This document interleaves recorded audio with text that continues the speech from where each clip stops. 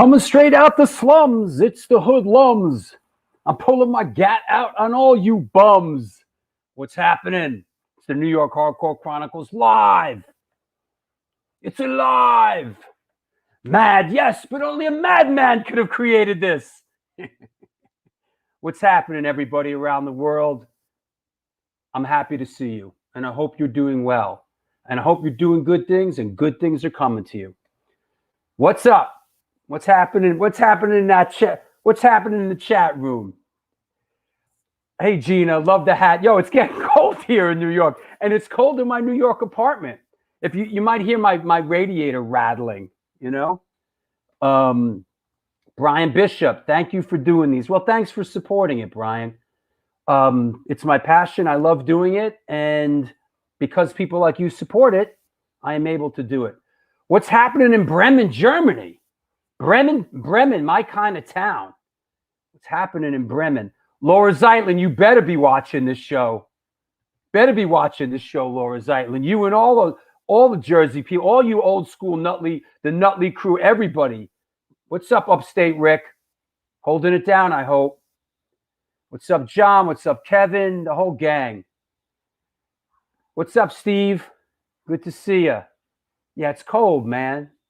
Yeah, I love the cold. Personally, I love the brutality of it all, you know? Yeah. So what's happening? Let's see. You know what? Before we, you know what I want to talk about real quick? Let me talk about some upcoming shows real quick, and then we'll bring on the Hardcore Shutterbug himself. None other than the Hardcore Shutterbug. So, coming up, boys and girls. Next up, on Sunday is Jay Peta from Mind Force and Pillars of Ivory. Mind Force just crushing it. We love them. We're stoked to have him on. Then we have the old school thumper himself, Mr. Eugene S. Robinson. And yeah, we're going to be talking about all that good stuff from back in the day. You know, the Staten Island riot, the punks and skins versus the Guidos, a classic, right? Who remembers that one? Then we have Moby coming on the show. Kind of stoked on that also. Animal rights activist, old school hardcore kid, Vatican Commandos. And then I'm excited about this one. We got a Sex Pistol coming on the show. We have Glenn Matlock. So, you know, that's what's up. A lot of good shows coming up here on the New York Hardcore Chronicles. But I know what you're wondering. Where is the Hardcore Shutterbug and what is the photo of the day? So, bam, like Emerald Lagasse, bam. Oh man, where are you, Steven? There I am. Bam. Bam. I was reaching. Take my hand. I'm in a nice warm train. The winter has found us, and bro, it's found me in my apartment. I'll tell you that. Yeah, it's something. I'm all good. I'm happy to. I had enough of the hot weather. I'm ready for the winter. You know, as long as I'm inside a little bit. But cool. Excited. This is gonna be a good one. We got some serious history today. You know, I'm excited about today's show. You know, when we go deep into the OG New York hardcore, like that's my sweet spot, man. You know, talking about the A7 and all that. You know, welcome to my world. You know. Oh, absolutely. So excited about that. So here we go. Let me find photo of the day. Let's do it. Wrong answers only, please. Hold on, let me get you a little love here. Once again, it is Steven Messina, the Hardcore Shutterbug. Ladies and gentlemen, boys and girls of all ages, this is photo of the day. Boom. Yeah. Let's see. What do we got here? Is it? Let's see. A little bit of a lag time. Is it Blondie? Good one. Is it the Dayglow abortions? I don't know what. Yeah. Is it Esteban? Is it Grizzly Adams? Seth Rogen? Seth Rogen. Jeff, is it Kenny Loggins? Very good. I like that. Is it Charles Manson? Come on. You could do better better than that. Is it ZZ Top? Is it David Crosby? Good one. Yes. Is it David Crosby? Who's gonna have the right answer? That's what I'd like to know. Yeah. Is it Accelerated? Here, you gave me there's another one, right? Oh yeah. All right, hold on. Photo of the day, commonly known as photo of the day number 2, right? Here we go. The B-side. Here we go. Photo of the day number 2. What's up? All right. Is it Doyle von Frankenstein? Is it Dave Matthews? Is it okay? Scott Solidar wins with this one. Is it my rabbi? Baruch et Adonai Hamavorach. All right. Is it some fish guy? Not just the guy from Fish, but some fish guy. I don't know. It's in other words, I don't know the names of the fish guy, but is it some fish guy? You know? Okay, here we go. Is it Clutch Dude? There we go. Clutch Dude. Clutch. Jim Carrey, good one. Clutch. Is it Drew with a beard? Not bad. Is it Craig Ahead? All right. Is it Cat Stevens? There's still. Is it my old hippie guitar teacher? Is it Clutch Dude? Okay. It's. We have established this is Neil from Clutch. This is Neil Fallon from Clutch. This is definitely the head Clutch Dude. Have at it. All right. Well, this is 2006 Starland Ballroom, Sayreville, New Jersey. And this is Clutch. Actually, it was a great double bill. It was Clutch and a band called The Sword. Another excellent band. Clutch obviously not a hardcore band by any means, but they're also kind of hard to classify because they've been called stoner rock. They're just heavy, kind of groove orientated, and just an excellent band, and very nondescript, as you can see. Like, there's no image to this band whatsoever. They show up in like plain clothes, like plain, and but the songs. Our image is no image. Exactly. What's your image? We don't have an image. It's no image. For some reason, Drew, now your voice is clearer. The whole intro, you were like staticky on my end. Really? And now you're back to normal. But I noticed nobody said anything in the comments, so I also remained silent. Okay. But now you sound better. But yeah, they're a band with, they barely even wear anything on their shirts. Like, it's usually like plain shirts, plain clothes, and it's like some Fugazi shit. Yeah, I guess you could say that. It's Joe Perry would have said, "Let the music do the talking." Let the music do the talking. Let the music do the talking. Exactly. That's what a great band. What you know about Joe Perry Project? Let the music do the talking. Woo! Oh yeah. Yep. Hey, a story Lou says, Clutch managed by the late Jack Flanagan and the Mob. Were they really? Yeah, and Guar. I knew about Guar. I didn't realize he had Clutch too. Yeah, man. Mm-hmm. Wow. Clutch. I'm a huge Clutch fan. I just think, and as a vocalist, he sounds like he's 12 feet tall when he sings. I actually, yes, Laura Zeitlin, Clutch and Jack Flanagan, rest in peace. I was actually out with Clutch on their first European tour. They opened for Biohazard. Oh wow! And I was out. I was like the first time they were like on in Europe. Yeah.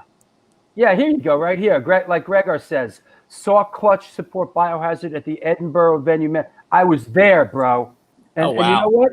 I actually really remember that show in Edinburgh. Beautiful city, because me and Danny from Biohazard like spent the day in Edinburgh. Beautiful city. I've been to Scotland. Did you go to the fortress or the tattoo they call it? Something like that. Yeah. Yeah. It's just the whole city is a fortress. Oh, isn't yeah. it? It's beautiful. Anyway, I'm sorry. That's all right. You know, getting a little.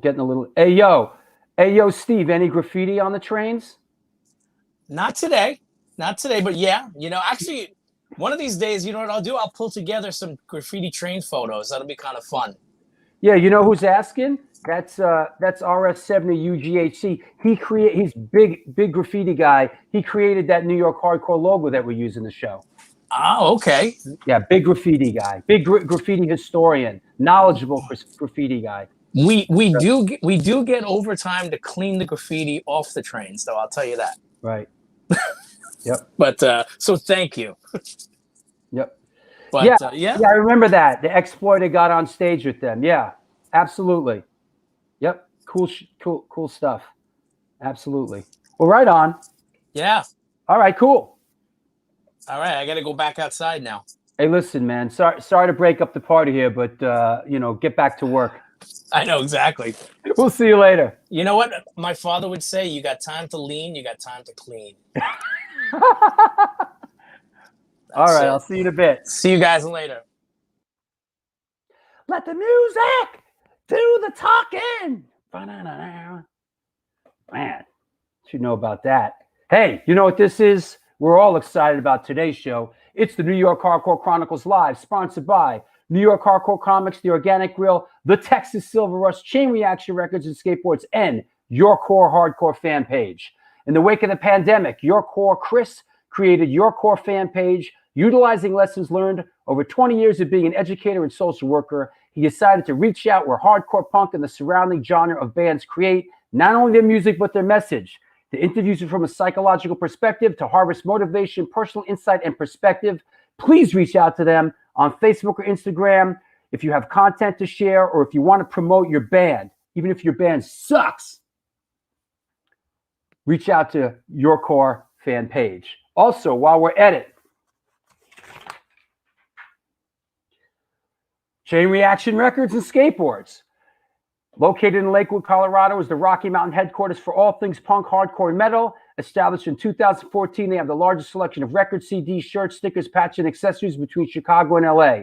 From the pit to the ditch, they got your back. Get in touch with them at www.chainreactionrecords.com. That said, I'm wondering, you're wondering, we're wondering, what's up with... Oh, here we go. Wait, let's do this right. We got to do this right. Hold on. Clear the deck. You ready? Hold on. Here we go. Oops.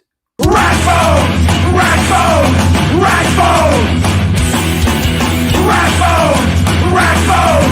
Ragbone! What's up?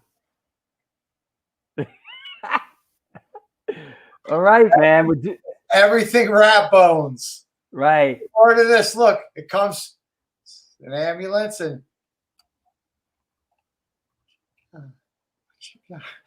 Oh, is that reefer? well, it's medication.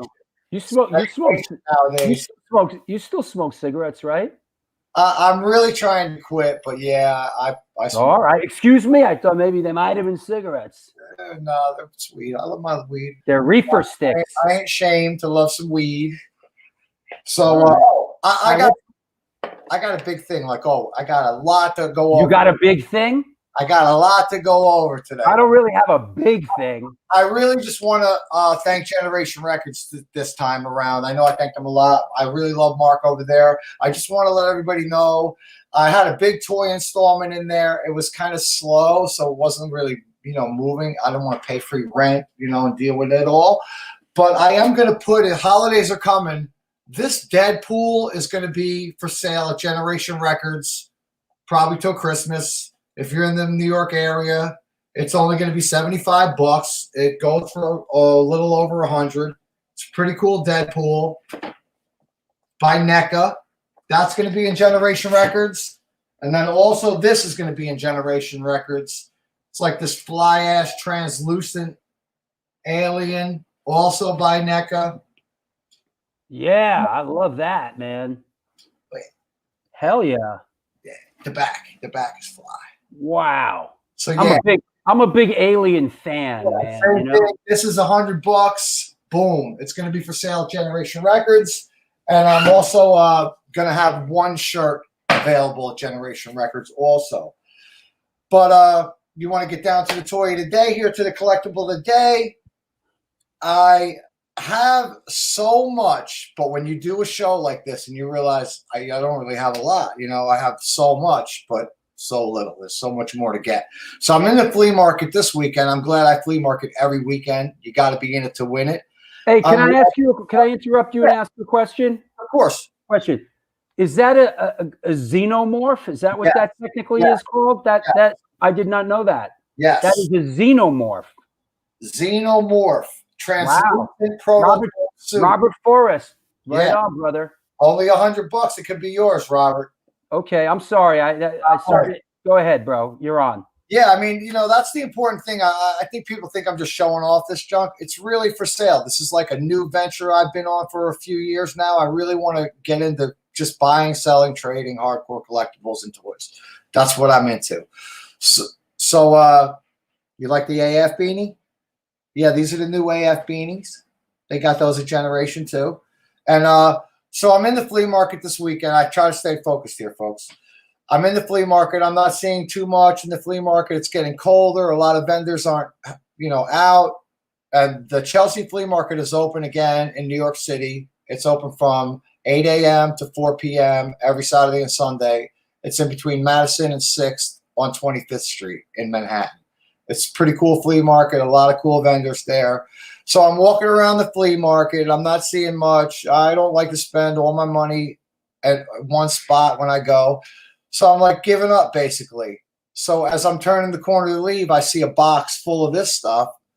And I asked the lady how much you want for that. From looking at it when I first seen it, I thought easily she's going to say $50. Well, I probably wouldn't have bought it. So she said $10. And I was like, boom, $10, no problem. I got it.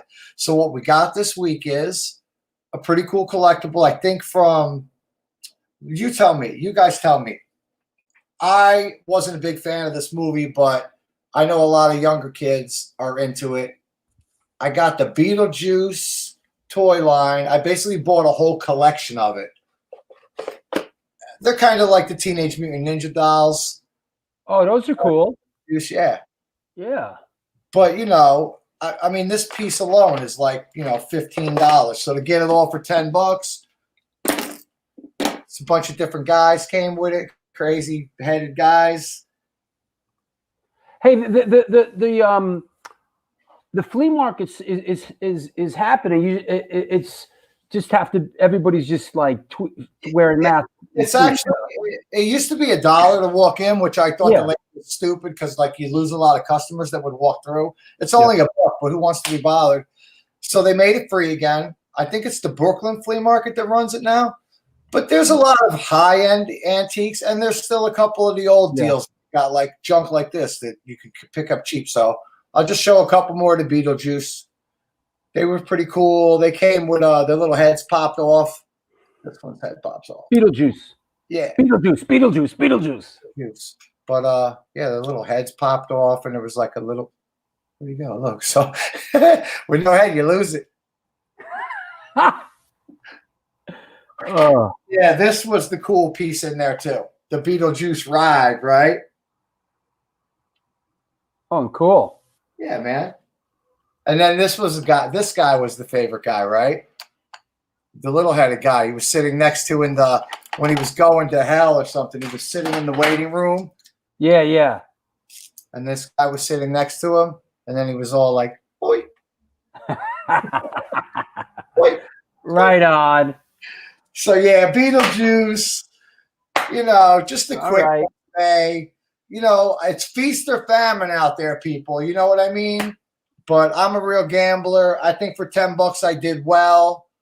And you know, as always, all this stuff is for sale. If you want to buy the Beetlejuice collection off Rat Bones, It's only $30 now for the whole collection. You know, Hustling. just flip it, man. You don't try to kill them. You just get some, payback on it. So I'm excited. I love Keith, man, old friend. One of the great bands in our history is CFA. Come on, Yep. So you'll come on towards the end and talk to him. Yeah, man. Right on, brother. I'll talk to you in a bit. Everyone. Boom. Oh, you know what? You know what I didn't do? Huh? Hey, Rat Bones. I forgot. Wait. Hold on. All right, let's do it again. Okay, we'll talk to you later. Oh, you know what? Actually, I want to mention one more thing, Drew. No. I'll talk to you later. Ragbone! Ragbone! Ragbone! Ragbone! Ragbone! Ragbone! Got to keep it moving here, Rat Bones. Hey, don't be mad. Honestly, I do have one more thing this time. Hurry up, bro. We're fucking running late. Hey, I'm doing big things, dog. Don't hate, participate. So I want everyone to go and check out the In Effect article I did with In Effect fanzine. I'm honored to do the In Effect joint, man. Like one of my favorite fanzines, for all those years. And the kid asked me to do an interview, and I think I put it down. I think I kept it real, and go and enjoy it and represent, We'll talk to you in a bit. Peace out. Ragbone! Ragbone! Ragbone! Ragbone! Ragbone! Ragbone! Hey, listen.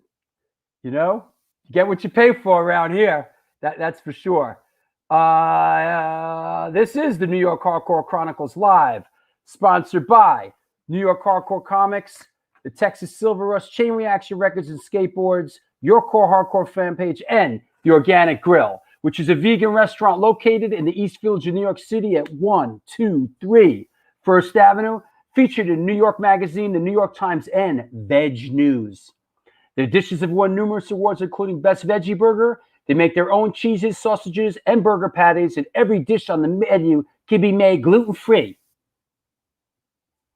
This year, they are celebrating their 20th anniversary, and they're all about having a great time while enjoying amazing, clean food. After 3 months of being closed, they're now open for deliveries. Get in touch with them and order some great food at www.theorganicgrill.com. That's it. Everybody ready? Is everybody ready? I fell down the stairs and my shoes flew off. Yeah. Where can I get an issue of Veg News? You know what? I got to find that out because, we are absolutely veg bones. There you go. Okay, the secret word for the day is veg. That's it. The word of the day is veg. Okay, that said, listen, I'll get to everything. Oh, right. Hey, real quick, before we bring on our guest, this mask right here, this mask was sent to me by Dr. No from the Bad Brains' wife. This badass Dr. No mask. Let me put the banner up. Dr. No's not doing too well. He had a double stroke and he has cancer. And they made these masks. If you want to support Dr. No, he could use your support. Dr. No from the Bad Brains at www.drnobadbrains.com. Give him some support. We talked about having him on the show. He's not feeling well. He's not up for it right now. But please support Dr. No at www.drnobadbrains.com. These are pretty cool masks. There's like a charcoal insert. When you go outside the door, you got to wear a mask these days. So that's right. Sending positive vibes to Dr. No. Prayers for Dr. No. Lenny from Crazy Eddie. PMA to Dr. No. Absolutely. Of course, I'm going to share it. It's what I do. It's what we do, part of this community. That said, let me clear the deck. What the heck? Let's bring our guest on. Today's guest. Oh, let me get rid of that. Whoa. Whoa, whoa, whoa, whoa. Right-wing homies. We don't care what you think. There you go. That's right. Dr. No's a guitar legend. Prayers for him and his family. Absolutely. Yep. There you go. That said, today's guest is an American vocalist and songwriter hailing from Nutley, New Jersey. In the early 1980s, he was the frontman for one of the original and pioneering New York hardcore bands, Cause for Alarm. In addition to their very influential 7-inch, they also released 3 albums, including a split with Warzone. Coming at us from the Sunshine State of Florida, please welcome our old friend and A7 alumni, Mr. Keith Burkhardt. What's up? What's up, Drew? Good to see you, man. Good to see you. Thanks for coming on. Yeah, sure, man. Sorry to hear that news about Dr. No. I'll definitely be ordering some masks after the show. Thanks for putting that up. Yeah, Doc's had some issues. He had a stroke a couple years ago. We had that big show in the park for him. Yep, I remember that. I was down here, but I think I saw some video and definitely some stills of that show. Sorry to hear he's still struggling. Yeah.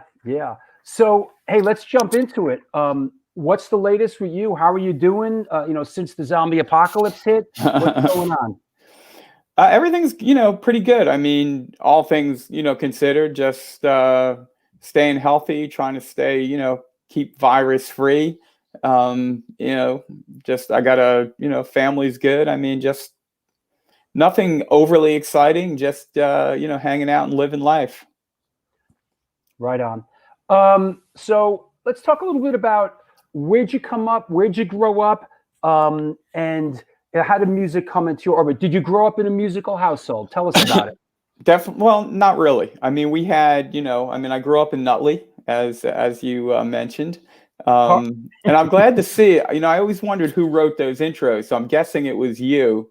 It wasn't me, because I thought maybe these were like headshot, where people supplied it. The little intro. You write. I like it. I write them, bro. What do you think I'm doing? I was like, oh man, I'm doing here, man. Yeah, good stuff. Yeah. I grew up in Nutley. Not really a musical fan. I mean, my father, to some extent, he was sort of like an old hippie. Partied a lot. Went to a lot of shows. I mean, when I was growing up, he was, definitely rolling in late. After going to see like the Moody Blues or the Stones, Bowie, and we had a record player, sitting on top of the TV. And I think there were like maybe 25 records underneath it. That was my first exposure to music, listening to like the Beatles. I think mostly I just remember the Beatles. But other than that, I just at a young age, I got into David Bowie somehow. Actually, I know how I got into Bowie. I used to spend my summers in Mantoloking, New Jersey. I'm really a skater and a surfer. And that's how I kind of segued into hardcore. But surfing in Nutley, New Jersey? Well, I grew up on the Jersey Shore. A lot of people don't know Jersey's got some real good surf. And in the late 70s, we had a lot of really good, some good skate parks as well. I did a lot of skating with, my crew with Frank and his kids Sweeney and Walter. And we also got into, what's up, Kabula? We got into hardcore together. But I got into Bowie when I was like 9 years old. I heard the song Space Oddity. And then from there, that led me into like Lou Reed and Iggy Pop and getting into Iggy. And it was sort of a mix of like Iggy that led me into the whole like punk and hardcore thing, and probably even more so with skating. We were like listening to like Devo and the B-52s, and then Public Image, when we skated. And then, I'm trying to remember, how we got, the first. I think that segue's hard. I've never been asked that question, and I'm trying to remember how did I get it? What was my first hardcore experience? Well, I've done my research. Didn't you go see the Dead Kennedys at Bonds? That was definitely like kind of life changing. Randy, Randy. Yes, of course. Whatever he calls himself these days. He had, he bought tickets for that show. And at that point, I remember I was supposed to go skate some half pipe, I think down in Lakewood, New Jersey. And I was like, I'm not going to go, I think I'm done with this. I'm going to go skate that day. And he was like, no, man, you got to go, you got to go to the show. Come on. So I was easy to talk into things. So we wound up going, me, Randy, my friend Frank Conti, Walter, Billy Crines, who unfortunately was we lost him recently. Mm-hmm. And that, it was definitely life changing. I was just blown away, by the energy and what was going on. I felt disappointed because I was there like in kind of like, I think in like an Alva shirt and like my skate stuff. And I remember, hanging out and talking to this kid who was basically dressed just like the Circle Jerk, character, their little mascot, the Skanker. Yeah. I mean, this kid looked like he came off the Circle Jerk album and was standing there, and he was actually really cool. And that was it. From that point on, I got really, I definitely went, head first into hardcore. But I can't. I'm trying to remember the segue, like from Bowie to Iggy. How we first got into punk. I mean, back in Nutley, Chucky Brown mentions, he's our resident historian, that you would always check the Aquarian. Yes, I was just going to tell, man, that guy, he must be a mind reader. I don't know how he would know that. Maybe I mentioned it in another interview, but that's absolutely right. I used to work at a pizza place called Hole in the Wall in Nutley, delivering pizza. And it was cool because I had an old Volkswagen Fastback and the hood broke off it. So I used to fit the styrofoam container right into the hood and deliver pizza. And after those shows, that's when we used to go, after I got done working, another friend of mine who we lost recently, Jeff Randazzo, we would get in my car and go into the city to go to shows. We didn't really know where we were going, but I would look in the Aquarian and look for bands where I thought the name sounded good. So I saw all kinds of crazy bands at the Peppermint Lounge all over. Nash the Slash, but I saw some good bands, the Modettes, Psychedelic Furs. Oh, come on now! A lot of just obscure. Where you're I saw the Psychedelic Furs in '81, and they were great, man. They were great, and a crazy story. Somehow, JD. Is it Doherty, the drummer for the Patti Smith group, was friends with a friend of mine from the Temple, this girl, Wendy. And they show up at a dinner party, a small dinner party at my house when I was married to Angelica on 22nd Street. And he brings along with him the singer for the Psychedelic Furs. Oh, so it was just kind of a bug out weird, and they were totally cool, like, down to earth guys. They were both there. With their wives or girlfriends, but he was laughing because I told him the story. I was like, yeah, I saw you at the Ritz, I saw you here, because I just liked the name of your band. And so I thought, and that's how we used to go to check shows out. How did you end up at A7 and all that? There must have, I can tell you, I remember that, we were at a show at Irving Plaza. And it was me and like my Nutley crew, Frank, like I said, those guys, Frank, Walter, Billy, Sweeney, maybe a couple of other guys. And we were, at this point, we're like, Randy was there, we were fully like committed to hardcore. And I might've been a Bad Brains show, and we were like definitely out and into like moshing and dancing. And I remember at that show, we weren't in the New York scene yet. I was probably a junior in high school. So we weren't like in with that kind of clique with like Harley and Jimmy and all of those dudes. But they knew us. And it was actually Harley that kind of saved my ass, because they were going after people like the crew, like, the regulars. Who I all wound up becoming friends with. He's from Jersey. Get him. Sort of like that. Like if they look like nothing crazy, but like, knocking them down or like grabbing them. And they were just starting to target me and like my friend Frank. Frank's actually a big guy. He's like 6'3". And then Harley stopped him and he said, no. He's like, no, I know those guys are here all the time. Leave them alone. And then after that show, Jimmy came up to me. It's not Gestapo anymore, but Jimmy G came up to me, and he was like, man, it was after the show. He's like, yeah, you guys got to come to this place called A7. That's where we all go after these shows.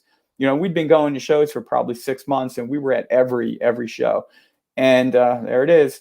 And then it was one night after a Hole in the Wall, I was wrapping up, delivering pizza. It was probably 11:30 at night. My friend, the first time I went, Jeff Randazzo met me over there, and he said, let's go try to find this place. Because he was getting really into it like I was. Right, And we right. got in the car, drove into the city. You know, I was probably probably 17. And it wasn't easy finding it. And then we finally, I mean, we were like walking around, I mean, and it was a weeknight. So there wasn't any, like, you know, this is like probably 81. We're probably in sometime in 1981, maybe early 82. And we saw, you know, we finally found it and went in, and that was, you know, the rest is history. That was the first night that I went to A7. We left the hole in the wall. Jeff came over, you know, skated over. We went in, and I don't remember who we saw there that night, but it was because Jimmy, you know, came up to me after a show, and they were all, you know, leaving, and we couldn't go. You know, I mean, I had some limitations at that time if I wanted to keep living, you know, in my parents' place. And that's how we wound up at A7. Lenny asks, I know A7 consisted of the back room. What was originally in the front portion of the club?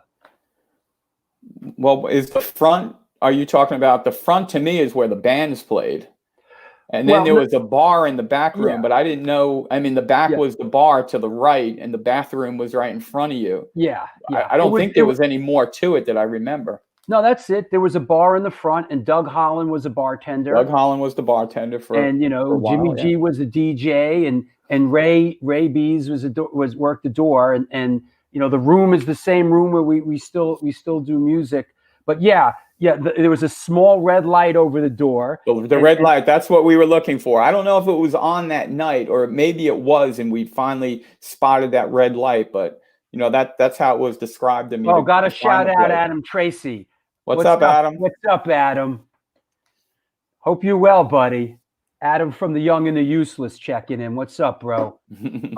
Hope you're well. And acted in one of my favorite independent films, a film called Laws of Gravity with Peter Green. Big fan of that film, Adam.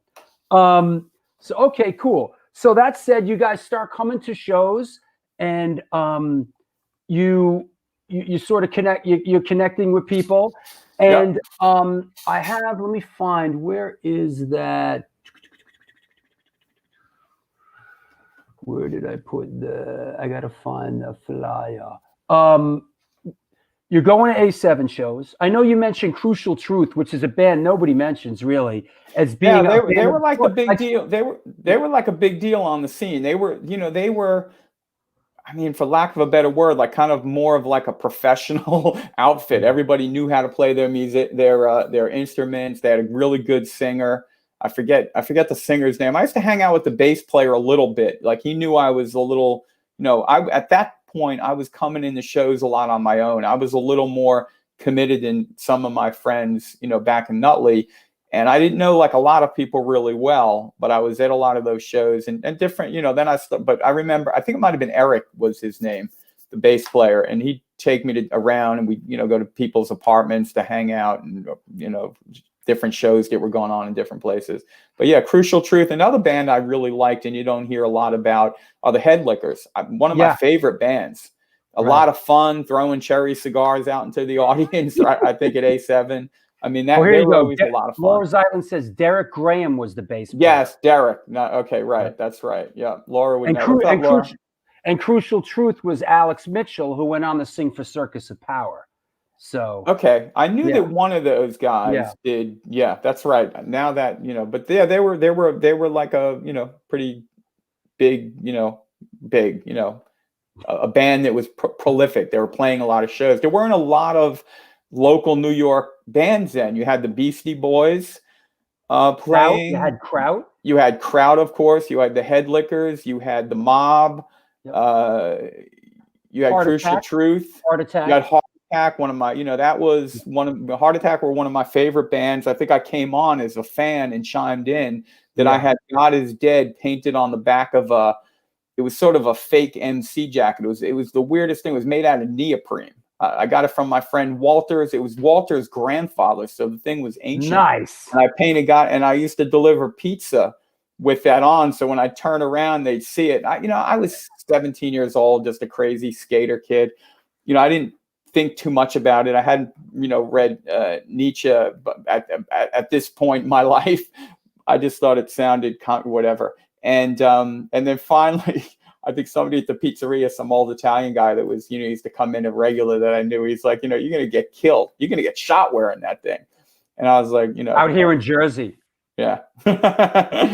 So some of the guys from Jersey start a band, right? Tell us about Hinckley Fan Club. I don't know too much. That was a really early band. I mean, Billy Milano was singing for Hinckley Fan Club. I don't know if I'd ever actually seen them play. I mean, Rob could probably give you more info on that. But Kabula was in the band as well. Kabula started Hinckley Fan Club. Kabula also started he started Cause for Alarm. And I don't know what happened with Hinckley Fan Club. And honestly, I knew Billy at the time. Billy was a great guy, a lot of fun, back then. I haven't talked to him in years, and but I don't know. I just remember one day Rob came up to me on the street, literally in front of A7, and said, "Hey, we're starting this band called Cause for Alarm. You want to sing?" Because I had done some shows with Agnostic Front while John Watson was indisposed. I was going to ask you about that. I didn't realize that actually came before Cause for Alarm. Yeah, that's one of the reasons they asked me. I guess they thought, I was like big, I like a lot of all of us then, I guess I was pretty prolific dancer in the pit. And then I did those shows with Agnostic Front. It was, I guess, me, Ray, Vinny, and Diego was on bass. John was away for a little while. Yep, there's a picture. Yeah, Diego, Vinny. That's rare, Ray. Man. That is rare. This is the only thing really that meant a lot to me when somebody sent me this picture. It might have been Roger from AF, and I thought, wow, that's a picture I never thought I would ever see. And at the time, what did it mean? It was just me and some friends, and I stood up with some garbled words and lyrics that I threw together, because none of them were written down at the time. And, who knew 38 years later we'd be talking about it. It gives me a little bit of goosebumps. Yeah, no, this is incredible because I saw this fairly recently, you singing. How many shows did you do singing for? Just a couple. Just a couple. I think just at A7, maybe one or two. I don't think I did anymore. I don't remember. I remember this one because I think this was the first show. I was probably, I don't think I was living down there yet. I was probably, 17, so this is pretty early on. And that's you, of course, like you said, it's you, Me, Stigler, Ray, and Diego playing bass. Yep. Wow. Diego, another, great guy that was a good friend of mine. I mean, his girlfriend lived in Jersey, and it's funny because he was from Columbia. And I remember his girlfriend lived in I guess they pronounced it it's Bogota in Colombia, but Bogota we called it in Jersey. Yeah, that's right. It's just a little. Yeah, that's humor. That's classic. Yeah, I guess AF was just trying to find their way there. I mean, I saw the first show with Watson. I saw the very first AF show at the 2+2. Yeah, I was there, so we were there together. I was at that show, of course. Yeah. Yeah. Yeah, they were AF, Vinny put them together, and they were like they were one of the more the kind of staples, that would play, weekly.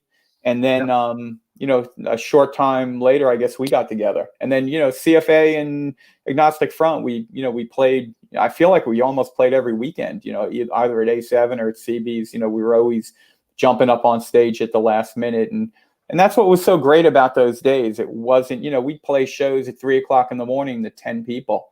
And you didn't even think about, well, is the crowd here or more people coming? You got up and you played, and you didn't care. I remember it well. Yeah. It was like, to me, I compare it. It was like skateboarding. It was just pure fun and just pure fun, and hanging out with your friends. Absolutely. So tell us about how this is dated 11/26. We talked about that. 11/26/82. It's almost 40 friggin' years ago, bro. I know. You and me were bugging out on this the other night. Tell us about, this is the first Cause for Alarm show. It says ex-Hinckley Fan Club, now Cause for Alarm. The Doughboys, another brand. I think they were from Jersey, or were they from Connecticut? I can't remember. Well, the Doughboys were from Jersey. So tell us about AF. why? Excuse me, about Cause for Alarm. Where'd the name come from? The name came from, I know her. I can't remember her last name. Laura will chime in, I'm sure. Lisa, we called her Lisa. I call Lisa Mohawk. She came up with the name. That's what it took back then. Lisa Mohawk. Lisa Mohawk, because she literally, she skin. was Lisa, and she had a great mohawk. And I knew Lisa, pretty well. But that's, I remember Rob telling me that, that Lisa came up with the name. So they had the name when they asked me to play. And then at that time, it was, to me, that's the original, the real, that's Cause for Alarm. It was me, Robbie Crip Crash, Alex, and Rob. Anything I did after that, that was more of like a personal adventure. It was really meaningful to me. And it was like it was something I felt I wanted to do, had to do at the time. But, that was like CFA version 2. Laura Zeitlin says her name was Lisa James. Lisa James, right. Anti-warfare. Yeah, right. Yep. Yeah, got it. Yep. So that said, you guys, excuse me. You're excused. Things start rolling. And eventually you guys put this out. Yeah, we had, I guess that was our set, and those were all the songs that we knew at the time. And maybe one cover. We used to actually cover New York by the Sex Pistols, and Vinny would come up and sing. I don't know if you remember that. Nice. And I remember it was funny. I used to always, I got a real kick out of it. But I remember the one time, probably after the 10th or the 20th time, I went over to get Vinny, and he whispers in my ear, he's like, that's enough, Keith. It's getting old. Something funnier though, it was, and it made me laugh at the time. But we had, we decided, people were putting out 7 inches. We scraped together some money, got in touch with Jerry. Jerry Williams. Jerry Williams, yeah. How do I forget Jerry's last name? J-double-E. Yeah, Jay, you're right. Jerry, agreed to do, to come over and help us with it. I think it wasn't Antidote. What was the other? Yeah, it was Antidote. Oh, it was Antidote. Yeah, it was Antidote. Had recorded in, I think it was High Five or High Rise Studios. Yeah. And we went up there, and and a little funny backstory there. The guys in the band, especially Alex, was a great guitar player and brought a lot of talent. I guess Rob was a guitar player that started playing bass, but also, these guys had musicality. I mean, I was just a kid from Nutley, a skater. I didn't know anything about music or recording. I like to write. So that was, sort of just an outlet for me, writing lyrics and stuff. But when we went up to record it, nobody told me that I could have multiple takes. I was under the impression that they hit the okay, go, that I had to finish the song and get it right. So I've always been a little disappointed that it didn't represent more of a raw, I did what are there 8 songs in there, whatever there is. One take, Woo. And then went on to the next one.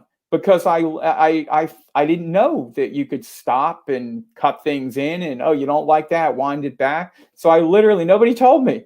I guess they thought we have to tell you this, but nobody said anything to me, and I just went in there and so I always kind of felt like I was a little bit slightly more restrained than I was live, and that's why. It wasn't because I was trying to sing. I never thought about my singing voice then, or whether I could sing or I couldn't sing. You just didn't think about those things, and I just went in there and banged it all out in 8 takes, and that was it.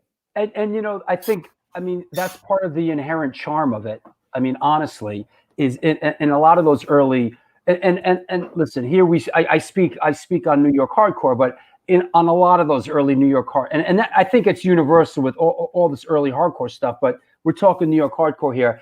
I think that's a part of the inherent charm with the Cause for Alarm 7-inch and the Antidote 7-inch and the Abused and Urban Waste and Agnostic Front, United Blood. It was just everybody. It was just so new, so fresh, so raw. And, I've said this before on the show, and that when I think back to those real early days when I got back to New York from Boston, Right. and I was going to shows and going to CB's matinees. Like really, one of my real earliest memories is going to the matinee, and you get in through the front door, and there was always this, to me, there was always this sort of like, you down at the end of the cave, there was like this thudding sound, Right. and you'd sort of squint, this like dull, and I remember squinting, and 9 out of 10 times I remember the band on stage was cause for alarm. And just sort of playing United Races, and yeah, we played a lot for sure, because did. a lot of times we were just hanging out, and there were many times where like I said, it was just a bunch of friends hanging out, and hey, why don't you guys play? Or you jump up and we'd use somebody's instruments, or Alex would have his guitar with him, and we would we'd play. We played a lot of shows for sure. Yeah. It And was fun. Good times. yeah. I want to, Todd, what's cool? Todd, who's actually in the band, our friend Todd Hamilton from Warzone. Oh, awesome. What's up, Todd? Sent me this artwork. Yes, he said what is it? This is some of the original artwork that you used back in the day, apparently. He sent it to me. It looks like it. I mean, I do remember that print, because I remember the, sort of the skinhead or shaved head kid. What is that, Todd? Post up in the page. Could you speak on Alex Morris from Murphy's Law drawing the cover for the 7-inch? Yeah. So, yeah, I mean, the story, how we wound up with that was basically Angelica, who was my girlfriend at the time, drew an album cover for it. And the original album cover was basically like this kind of punky looking weird skull. I can't remember it exactly, but it was something she hand drew. And it was cool. It was a nice little, drawing, and I liked it.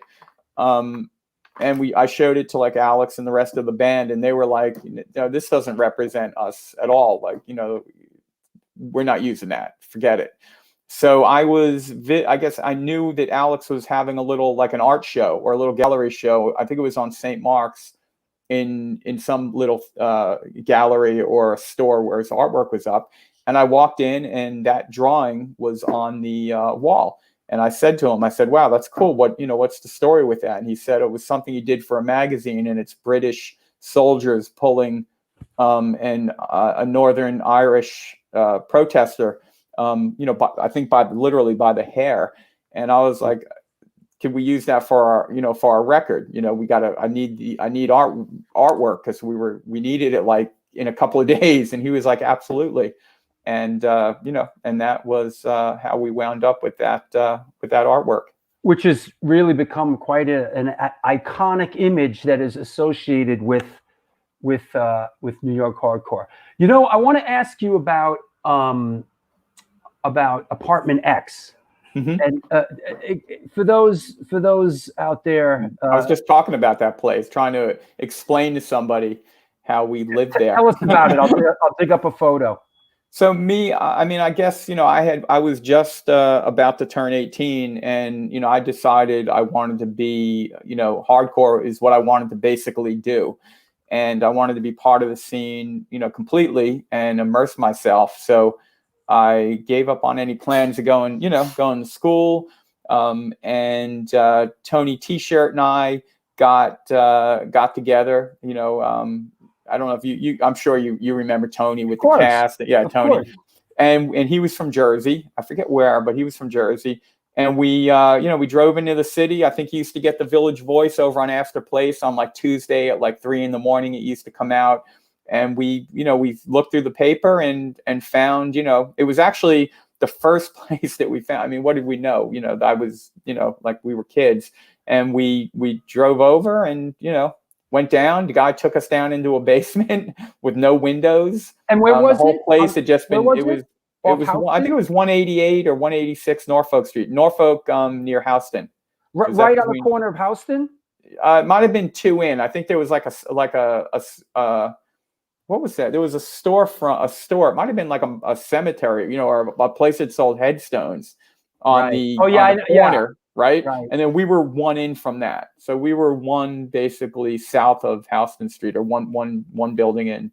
Danielle LePage from Blood says, I stayed at apartment X a few times. Is that right? You and many people. It started okay, out, okay, naughty girl. All right. What happens at apartment X stays at apartment X. Hey, let me ask you a quick question. How's that tattoo holding up? Who are you asking this? You. How's that close for alarm? Let's see it. The alarm is still there. Come on now. And this one we kind of redid a little. Actually, Angelica did it. The void crosses were done by John Watson gave me those tattoos, but they were They were really bad. So Angelica kind of fixed it up for me. And Angelica gave me this when I lived in my second apartment, which actually Roger from AF took over on 6th Street. And that was, let's get off of the apartment X thing for a minute, because there's a lot of stuff you could talk about with apartment X. Well, here's an apartment X photo there's Mark Ryan, who later on he's from Nutley, was in Super Touch, I guess, and Watson and me and Rob, and I think Roger with the skinhead. And I love how you could see, and that's our van. The Houston Street sign. I love how right up there. So what's happening here is, because I have these are a couple of Randy's photos. I have another one. It's really great. What's happening here is that you guys are out in the street. I don't know if you've ever seen these before. You're out in the street fixing a flat, and I love how the van on the side is Passaic/Clifton. Yeah, we bought it from a rental car. A place that rented vans in Passaic. Me and Kabula went in. We found it and bought it there. And they just I guess they didn't take all the lettering off. That's awesome. But I guess apartment X was sort of like a meeting place and like a jump off point, right? It became a big, kind of, looking back now, sort of definitely, and it continued to live on after I left for I think a few years. But it was me and Tony. We rented the place, and it was just a basement. I don't think it didn't have any windows, and it even had a door in a room where Ray used to stay. Because after we lived there for a couple of weeks, Ray Bees moved in. I think he was living with Robbie and Michelle at the time, and they lived in at the time Robbie and Michelle were in a smaller place on Ludlow Street, not their bigger place on 2nd. Mm-hmm. And we were like, of course, come move down. And he moved into, like, it was basically, because there were all these weird nooks and crannies, like it was just like a nook. And he stuck a bed in there, and like he was, he had that Navy mentality. He was really organized and neat and had everything. He was like, this is perfect for me. And the little like sleeping bag, it was like maybe this wide, and behind that there was a door that led you into like a subterranean basement, which was weird. And people would go back there and when they were high and stuff and walk around. It was like pretty creepy. But and then from there, the rest was kind of history. I mean, everybody, all the bands that used to roll in the town. I actually gave the singer of name a well-known British punk band. Charlie was the singer. Who was that? Charlie Harper. UK Subs. So I gave Charlie Harper a tattoo. Come on, bro. Give me a challenge. I know, man. Sorry. I gave Charlie a tattoo, and we were sitting there, and John Watson, I remember, was busting my balls because I can barely write legibly. So me giving a tattoo is dangerous. And I don't know if he still has it, but it was illegible. He wanted me to put New York on or something like that. And everybody would roll by. It was really chill initially, because, I was kind of into keeping things chill. And it all changed one night when Ray was living there. He was trying to be a good roommate, and he was out and I was sleeping because I was getting up early in the morning to go to work. And Ray, comes in my room. Keith. I'm like, what? Ray, what happened? What happened? He's like, I'm going to let some friends in. Okay, fine. But I'm sleeping. He must have let, and I'm not exaggerating for dramatic effect, 50 people came 50? Down the stairs. Maybe like 40 people. It was just like all of A7 left, and he brought them over to apartment X. And that was the beginning of the end. I actually remember that night because then after that I was like, I can't. I was commuting into Jersey to work in a pizzeria because I was stupid. But it was after that night I didn't sleep, of course, because I didn't stay in bed, and I just didn't show up for work the next day, and that was it. But that was sort of the beginning of the end for that apartment. And then, a couple of other people, I forget, I hate that I can't remember her name, Nancy. I used to call her Nancy Mohawk. Actually, I wrote that song Shattered Faith about her. We were good friends even back in Nutley. And she was living down there with us for a little while in another little nook. And then tell us who's in this photo. I know there's a couple people. Oh, this is Kabula, on the, I guess, is at my left. And then that's Angelica, who is, I don't think we're married yet. We probably just my girlfriend, me. This was after LA because we played with Stalag 13 in LA at the Café de Grande, and it was a band that I liked very much. That's Blue, who and that's Lazar. Unfortunately, they're both, have left us. Yep. Good people though. Lazar is like as old school, old time. She goes, goes back to another great band we forgot about was, of course, the Undead. Yeah. That was a band, that they were like they were at a different level, I mean, because it just seemed like we were like in the hardcore bands. They were pros. Yeah, exactly. They were playing like the Mud Club and, and stuff like that, but which was another great club with so many shows people forget about. Saw Antipasti there. Sure. One of the best flipper shows I ever had been to. One of the best shows I've been to, I think, was at the Mud Club with Flipper. They had the stage. It was like cubicles, and the singer started pushing the cubicles out into and broke the whole stage up until it was just all out in the audience. And we were like stage diving from pieces of the stage all over the club. And poor Paz, rest in peace. Paz. Yeah, didn't we lose him? Yeah. Mm-hmm. Yeah. So here's how. That's the first time I met Paz. I'm with Randy Underwood. Now Randy is a big guy. He's a big guy. He's actually, in my book, he's kind of the one that started the Staten Island riot, but that's another story. But we're at the Mud Club at this flipper show, Antipasti, a couple of other bands. And there's this little kid, and Paz back then was even smaller than, there he is, right there. Now, Paz is, this kid, he looks like he's 7 years old. We're at the Mud Club. We're in from Jersey. We're not, we're from a nice suburb. I mean, I grew up in a 700 square foot apartment, but I was still in the suburbs. And there's this little kid, with boots on and punk shit, and he's smoking a cigarette. And we're like, damn. Randy's tapping me. He's like, oh my God, look at that. I'm like, what? And I look over and I'm like, holy shit. We were cracking up because we're like, here's some 7-year-old kid in a club at 3:00 in the morning smoking a cigarette. Later on, of course, much later on, I realized I knew it was Paz, and he was actually our age or, maybe a little younger. But it was, it kind of just a story I always remember. It was funny at the time. Yeah. Rest in peace, Paz. For those that are enjoying these pictures, a few people are. These are Randall Underwood's photos from back in the day. If you've seen the film I directed, the New York Hardcore Chronicles film, it's on Amazon Prime. There's a segment in it called The Lost Archive, where I travel to Florida and make Randy dig out all this stuff. It is really one of the highlights of the film. It's a great, yeah. What's funny? I've known Randy since I was a kid. I never remember him with a camera. And then, of course, years later, he had, this. I mean, I don't think anyone's got a better collection of punk and hardcore photos from the New York hardcore scene. And as you know, he's got that book that he put together, which I'm trying to find somebody to help him put that out, even if it's just for the love of what he captured. Even he's got old Clash stuff and absolutely Undead, got everybody, Misfits, when the Misfits were with Glenn. Yep.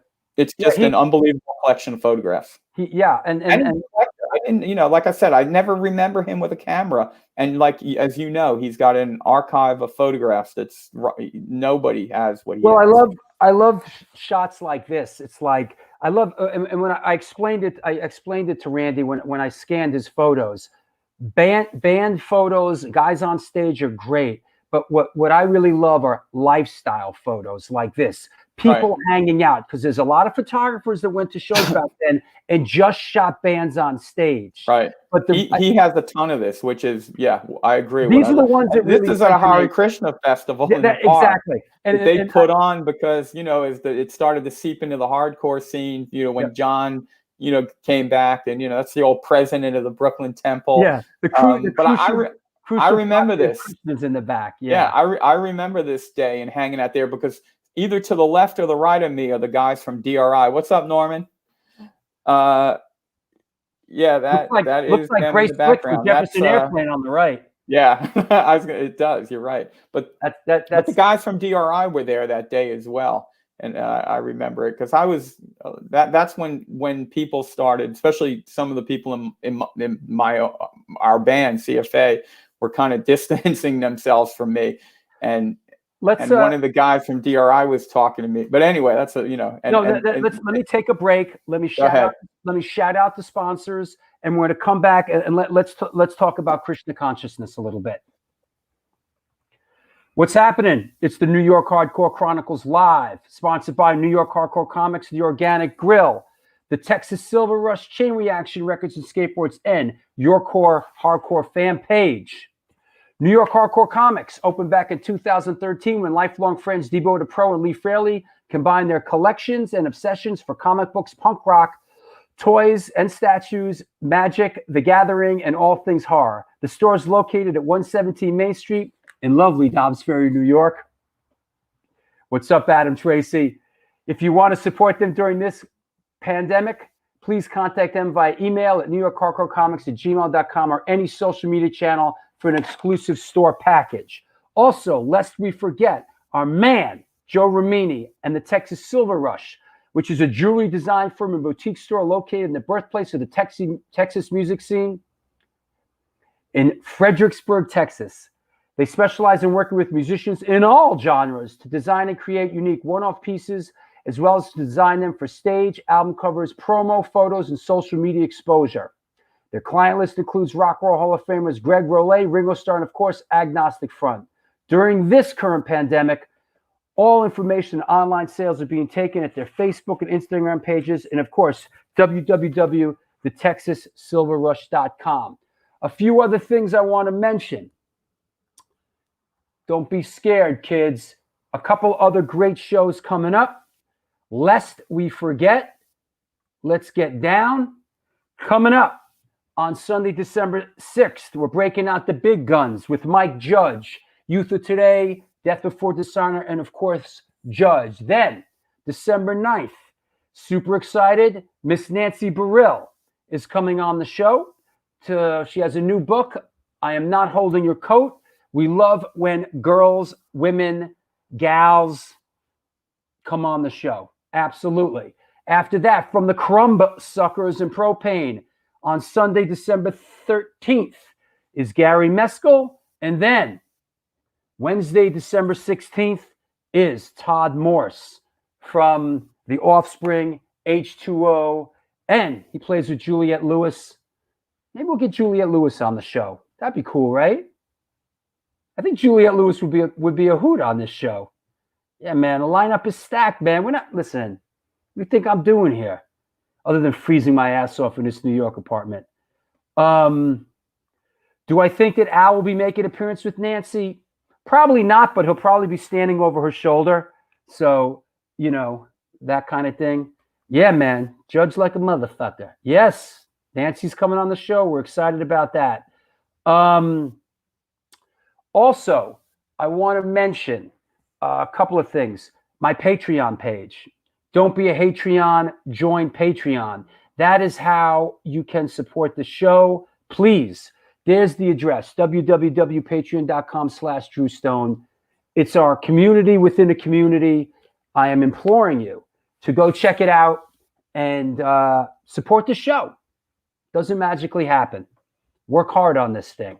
So I want to shout out a couple of my new patrons: Christopher Hoffman, Riz Faroki, John Siciliano, Scott Adler, Thomas Rudy, Victor Moglienski, Robert Meyerson, and John Bernius. So there, Patreon. Please, just go check it out. We're doing all kinds of cool stuff there. I'm releasing all kinds of never-before-seen footage. For those that can't wrap their head around the Patreon thing, maybe you're on the run from the law, maybe you're computer illiterate or semi-computer illiterate. Here is, there's a PayPal address. If you want to make a one-time only donation, please support the show. Stone4124@AOL.com. What else is going on? Great show. Thank you, Alan. I appreciate it. Join the Patreon clan. I know you can. That said, long live straight edge. Long live the straight edge.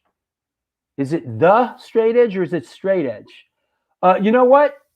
My straight edge friend got Moby coming on the show. That should be interesting.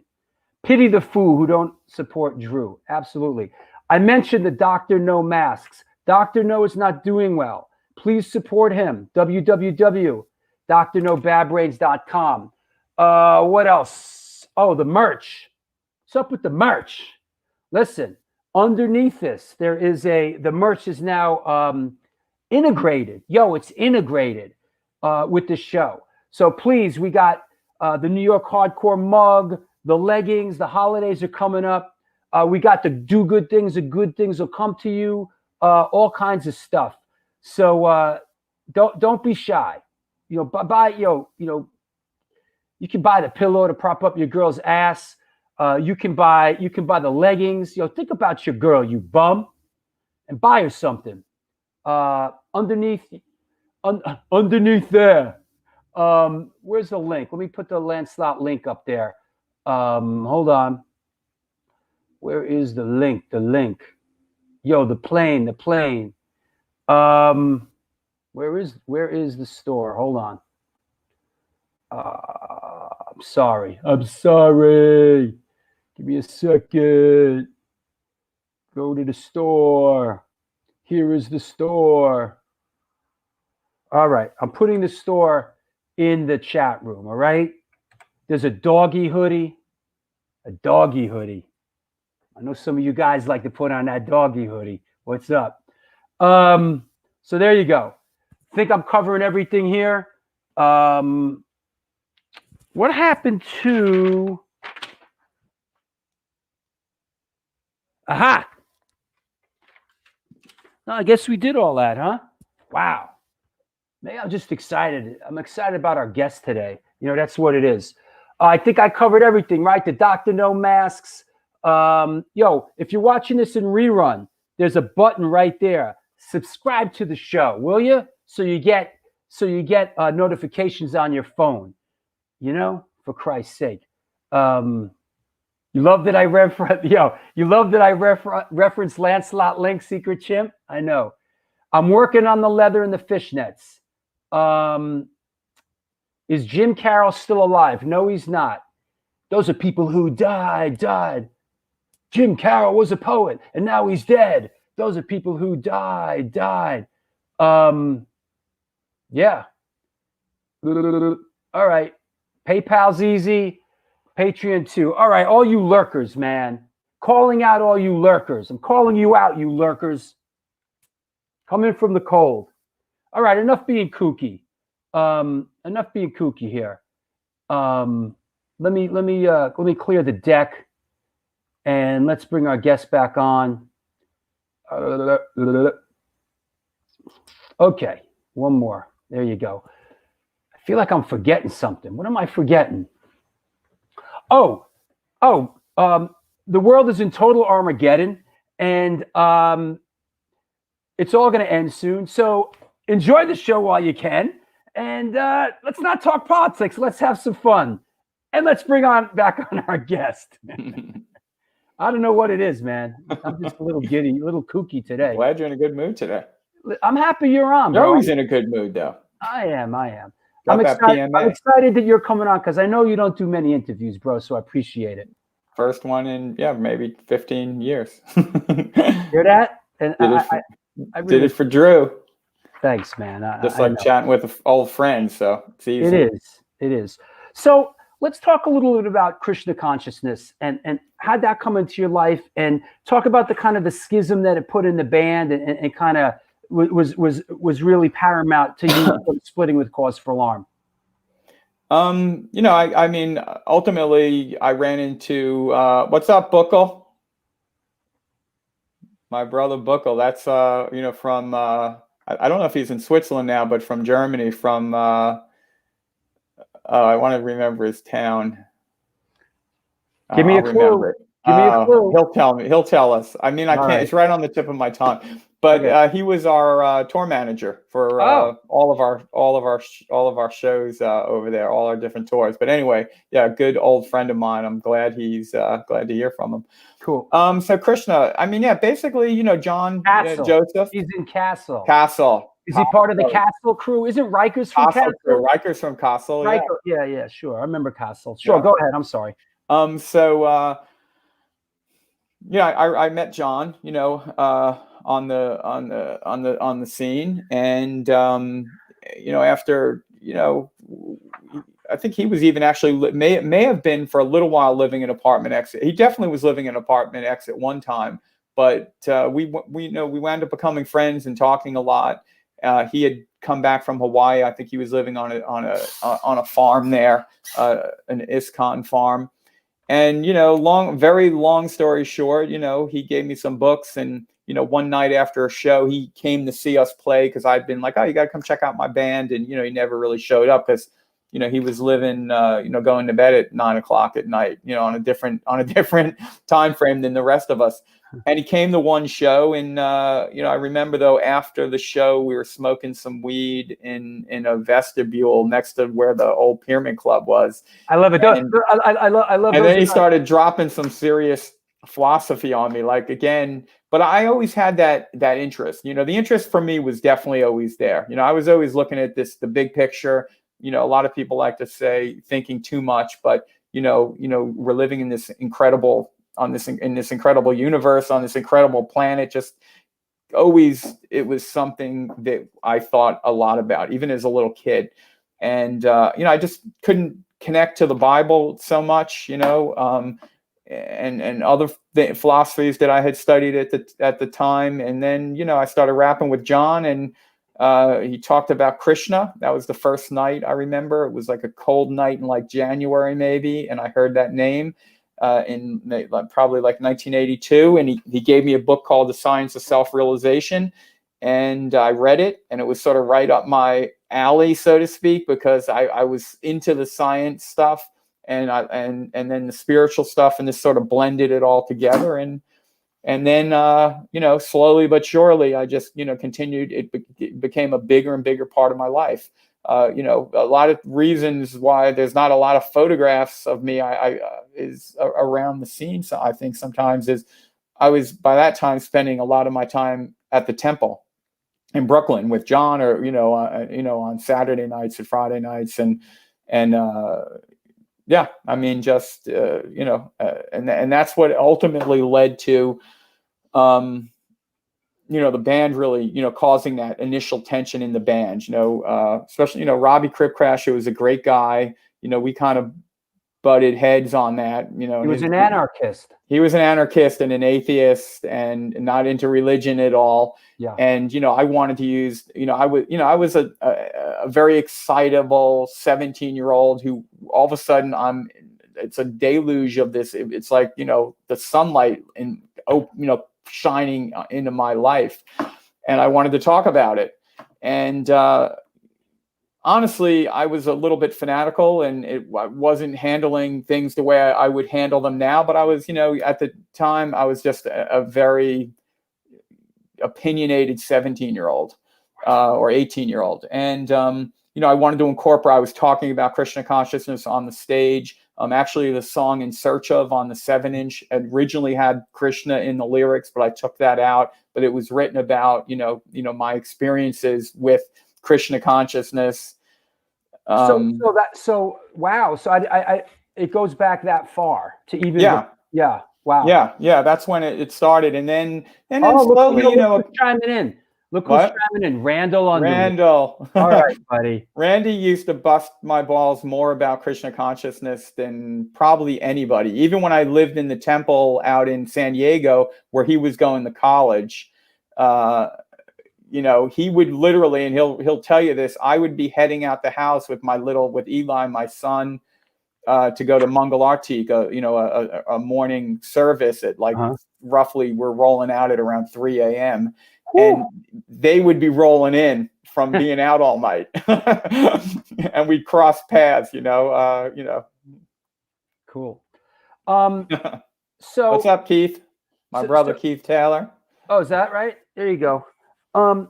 So tell us, how did the split with Cause for, because like you said, looking back on it, we have the hindsight now, the perspective of all these years later.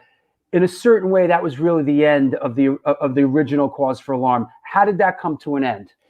Well, it finally came to an end back in New York. Like we talked about that a little yesterday. But I mean, essentially, what happened with that movement too. I mean, because it had that that cultish aspect that they didn't want to allow you to really live like a secular life. It was more like you got to give up all these attachments and come in 100%. And besides all of that, it was something that really resonated with me, and it was the way I was like living my life at the time, and Angelica was too, and that became what was most important to us. And slowly, the whole hardcore thing was sort of less important, and I'm not a person that could fake it. I wound up losing interest, especially when I couldn't use the band, and I realized, it wasn't, even then I knew I can't use the band, the Hare Krishna movement is weird now when you tell, although I'm not a devotee any longer. I'm actually, that's a whole nother story, but I wound up becoming a disciple of Paramahansa Yogananda, who wrote that book, Autobiography of a Yogi, who actually came to the United States in the 1920s. And it's a completely sort of different vibe. But I've been an initiated disciple of Yogananda, and my wife is as well, for about 12 years. And that's my jam right now. But the Krishna thing was cool, a lot of drama. I was, like I said, talking about, that's what brought me close to Jerry Williams, because I was talking a lot of crazy shit on the stage. Jerry always had it here. Oh man, I never heard that before. He was like, man, I never heard anybody talking like that before, talking about God and reincarnation and karma. And then, while I was saying all that stuff, Rob's wife, Michelle, and the other girls would be like, do you hear what he's saying? Get him off the stage. Do you hear what he's saying? And although Michelle later on actually became a devotee, I don't know if you remember Michelle. I don't know what's happened to her, but, I remember seeing her in the temple in the mid 80s or early 80s. I don't know the whole story there, but, and in hindsight, I can't blame them, especially like Alex Kynan, he didn't care. Alex was one of the most dedicated people that I knew on the hardcore scene. He was fully in at the time for a long time. He just wanted to play music. He knew that I worked as a singer for the band, and singers are supposed to be a little, quirky. Yeah, and he didn't mind. Like he didn't care. I honestly don't think Alex really cared. Rob used to come in and out of the temple with me. Some days he'd be into it. One week he's doing the vegetarian thing and he's offering his food up and eating prasadam. The next day he's not doing it. But Rob was more like, whatever, but when we were in San Francisco together, when we rejoined, that story I told you, Rob used to go to the Krishna Soup Kitchen with me, and I took him to to the temple out there, because we'd go to eat and do the kirtan and stuff. And those were, that's what I did. So, but the band broke up because, finally, like I said, MDC got involved with Cause for Alarm at some level, and they were trying to help us. They were friends with Rob, and, those guys were more in that whole anarchy and political thing. I wasn't into anarchy or politics. I was into skateboarding and surfing and playing music and going to hardcore shows, and into things that affected people, like in the present moment, about either their health or, just the same threads that you see through all the records that I wrote, on homelessness, on, drug addiction, on, just things that impact people on a day-to-day level. I'm not trying to overthrow the government or change the government. That just wasn't my thing.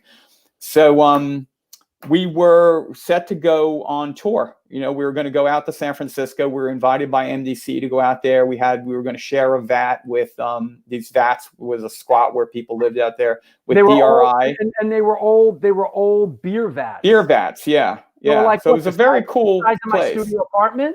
Yeah, they were big, but you'd have to climb through like a circle, like a porthole. So it was a little tough. I don't know how they got all the equipment through. I think some people cut doors out. The one we had that we were sharing, you had to like kind of crawl. I remember it was kind of like a porthole type entrance. And so Angelica and I were sitting on West 22nd Street, waiting to go on tour, to get in the van and go out to the West Coast and do tours and stuff. And I guess that night they were like hanging out, and they were like, Rob and maybe Alex too was probably part of that, was like, we can't deal with Keith anymore.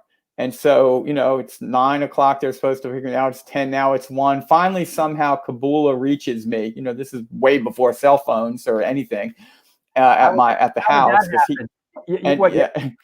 Be upstairs. So Rob's like, man, they've decided to throw you out of the band. They made him make the call. I'm sorry. And honestly, I didn't even really care that much. I was like, okay, whatever, good luck. And then I wound up going out to California a few weeks later with Angelica, because her dad had a place out there in LA for when he worked out there. And then her mom was working up in San Francisco. So we got in a car that we had and took a road trip up to San Francisco. And we were, I saw flyers up for a Dead Kennedy show. It was like Dead Kennedys and somebody else in some park there. We went to the show and, we're just hanging out. I forgot they were even in San Francisco, meaning Cause for Alarm. And somebody taps me on the back, and it's Rob Kabula. And I'm like, whoa, what are you doing here? I forgot that that was their final destination. And we wound up, MDC had hooked up a singer for them, but I guess it wasn't really totally working out. Alex wasn't really happy with that singer. And I went, Angelica and we went to the Vats to one of their rehearsals. And then they were like, hey, why don't you sing a couple of songs? And I sang a couple of songs. And then, again, long story short, I wound up back in the band out there. We did a bunch of shows in San Francisco that were really a lot of fun. People were great up there. The whole scene was really cool, very organized, very hippie-like, soup kitchens that were serving like organic vegetarian food and stuff. And then like the Lower East Side, right? Right. Now, well, John and crew and those people, I don't remember that one guy's name. He's been serving some good vegetarian stuff out on the street and to the homeless for years. But it was really organized. It was very like European, where it's just on a different level. And then we went back to, we drove back down to LA and we did a show there. We did actually a really big show that was a lot of fun at the Cafe de Grand. I think we played with Starlock 13. I can't remember if 7 Seconds played or their van broke down, but they were supposed to play. That's where I met, is it Mike Muir was the singer for Suicidal, right? So I told you, he had come up to me, said he loved our 7-inch and, thought the show was great. And that was the first time I met him, the second time. I told you the funny story where one of our first shows, we were playing in Virginia with Minor Threat, Agnostic Front, a couple of other bands, and Suicidal played. It was the first time I heard of them. And they pulled in, they had like an old 1970s ambulance, and that was their tour van. And we did a show with them, but I don't know if we actually hung out or talked at that show, but he remembered it. I remembered him, and we saw them out and again, he came to the show in LA. Funny little story, little hardcore trivia or nostalgia. In the, I think it's Suicidal's record, the video they did. Institutionalized. If you pay really close attention, you'll see the camera pans over when he's in his bedroom, and it stops for a second on a original Cause for Alarm 7-inch that he had propped up on a Nice. speaker that somebody had sent to me. But yeah, that was it. So then the band broke up in LA, basically. We made it back to New York. I was still very much living a devotional lifestyle and trying to continue that life. And they organized a show it was Johnny Stiff's club. I think it was called like Downtown Beirut or Belfast. Yeah, somebody mentioned it. Gary. Laura will remember this. Gary Tsitsi Fly. Good to see you, man. Keith playing Belfast. It was Belfast. Belfast. Yes, Belfast. That was it. That was Gary. I was at that show. Where yeah, and that was a show that it's like, how, I mean, that was like 38 years ago, but it's like I remember that moment like it's a little still in my memory that, it was a really crowded, like packed to the walls place. We were playing and I was like doing my thing. And all of a sudden I just remember everything kind of being in like slow motion. And as I'm singing, I'm having this very lucid, conscious thought of, I'm just not feeling this. Like, I'm just fake. I'm just here, and I was like, that was it. And that was the last show that I played with him. I know. And that's a boring story, but listen, it's just what happened. I personally can relate. Being a singer, things are moving in slow motion and I have these really lucid thoughts, in the middle of chaos, like when we do shows, when Antidote plays and there's bodies flying everywhere. It's a different stream of consciousness sometimes, Yeah. And like I said, for me, I remember that. And I remember there was like a kid right in my face, like screaming the lyrics and I'm singing and people are, it was really hot in a crowded room. And I just thought, it's not coming from my heart right now. I'm just phoning it in. And I just was like, after that, I just said, I'm calling it quits. Now, and that was it. I know we're skipping around a little bit. I know you were out of the band. They had a couple of the singers. You came back to band. I want to bring a special guest on the show. One of your old bandmates. This could be dangerous. And a good friend of yours. Okay, good. Yeah. Can I give one? I want to give well, I'll do that later because we'll do talk that later. about Anyway, let's bring Darry Marianino from the Northside Kings on the show. Danny, my brother.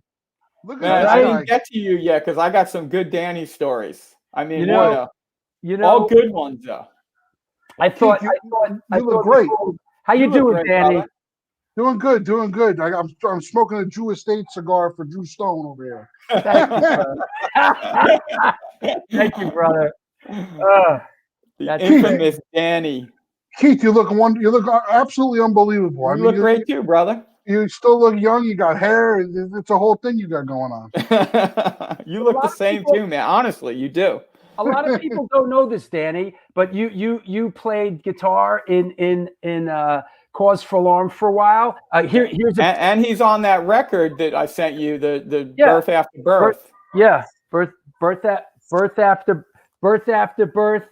Which is a record. You know what, Danny? I actually told Danny this. It's a record I didn't like when we put it out. I just had like a weird mission in my head of what I wanted the band to be and sound like. That is a record, and I say this sincerely, and I think I told you this months ago, Danny, or sometime when we were emailing. It's one of my favorite records. It's much different than the other stuff, and this crew that we had was crazy. This is definitely the most infamous. This is the one time I could say we had a badass kind of band going there between Rude T. The first time I show up in Arizona. Scaglione put this group together. I'm writing the lyrics and putting it all together in New York. And then I fly out there. I've never met Danny, although he's a Jersey boy like me. I never met Rudy. I get in where they have a rehearsal room. I believe it was in like these metal storage. Like storage garages. Like storage garages where you can rent a place for a month or by the month and put all your junk in it. Well, that was a lot of bands were using. I think even Sepultura had a room there, didn't they? Because Danny introduced me to those guys. But the first rehearsal I show up, there's Danny, Danny was totally normal. But Rude T comes rolling in, pulls a gun out of his waist, throws it down on a table. I'm like, who are these guys? And and then we did. And who was the Roy who played the lead on the album? And Roy Mayorga, right? Yeah, Roy played drums in Nausea, and he's got he's a big Stone shot. Sour today. Yeah, big band. Roy produced it. I mean, we did that on like a little 6-track or something in somebody's like a little studio, right? Like a little Roy's little studio or something. It was just got Josh's little place, but it was tiny. We had like no budget. It was we almost did that. Like Tony's drums were done one take. Yeah. You know? Oh yeah, it was totally. And you were playing a guitar, I think that Max gave you from Sepultura that had a big hole in it. I still have that guitar. Jackson. Hey, Danny. Yeah. Hey, Danny, tell us. This is in front of the rehearsal space. You mentioned it to me before. Who has the rehearsal rooms right behind you there? So behind Tony Scaglione there, Sepultura, and then it went to Soulfly. I think Max still has the room over there. And then really? Yeah. And then to the right of Rudy is where Sacred Reich's room is. I don't think they're there anymore, but they practiced over there too. It was all bands, and like on the weekends we would throw parties down there, and you'd have 200 people because it was in an industrial park in the hood. So no cops came around; they didn't give a fuck, and we partied down there. It was a hangout. Everybody opened their garages and played. Yeah, it was a cool setup. It was like nothing. I came from New York, landed. They picked me up, at the airport, and I think we went right there, so I could meet everybody. Because then we started like a little tour of the States. And what year was this, Danny? 96, maybe. Yeah, that sounds about right. What's up, Sid? So Keith, Sid's asking, how did you get back into the fold in '95? What after not feeling it? I'll tell you. You know what? It's another one of those little snapshot memories. Ironically, you talk about Moby. So Norman Brannon from Texas Is the Reason and Shelter and I guess 108 or I think he played in. We had become friends because I was trying to, I wanted to get I'm jumping around a little, but we had become friends because I was looking for a guitar player. So I was really initially though looking to start another band. The reason I went down this path was, Norman had actually given me this Moby record at one point, and I got really into like techno music and dance music, and was hanging out in all these different clubs in the city and just kind of into that scene. But one night I came home, at like 3 or 4 o'clock in the morning, and I'm like, I don't think I was drinking or anything at the time, but just kind of feeling beat up, emotionally feeling like drained, working some crappy real estate job, and I thought, I got to get back to doing something creative. Like there's more than this. Just, I was divorced. I'm like living like, a teenager. And so I called Alex up at like 3:30 in the morning, Alex Kynan, and he picked the phone up and he's like, usually, Alex was always sarcastic with me, but he's like, man, you know what? You caught me at a good time. I just broke up with my girlfriend and I need something to do. And that's, how we got, basically the band back together. Because the original band, when I first got back together, it was with Alex. He was, to me, always like the go-to guy to call.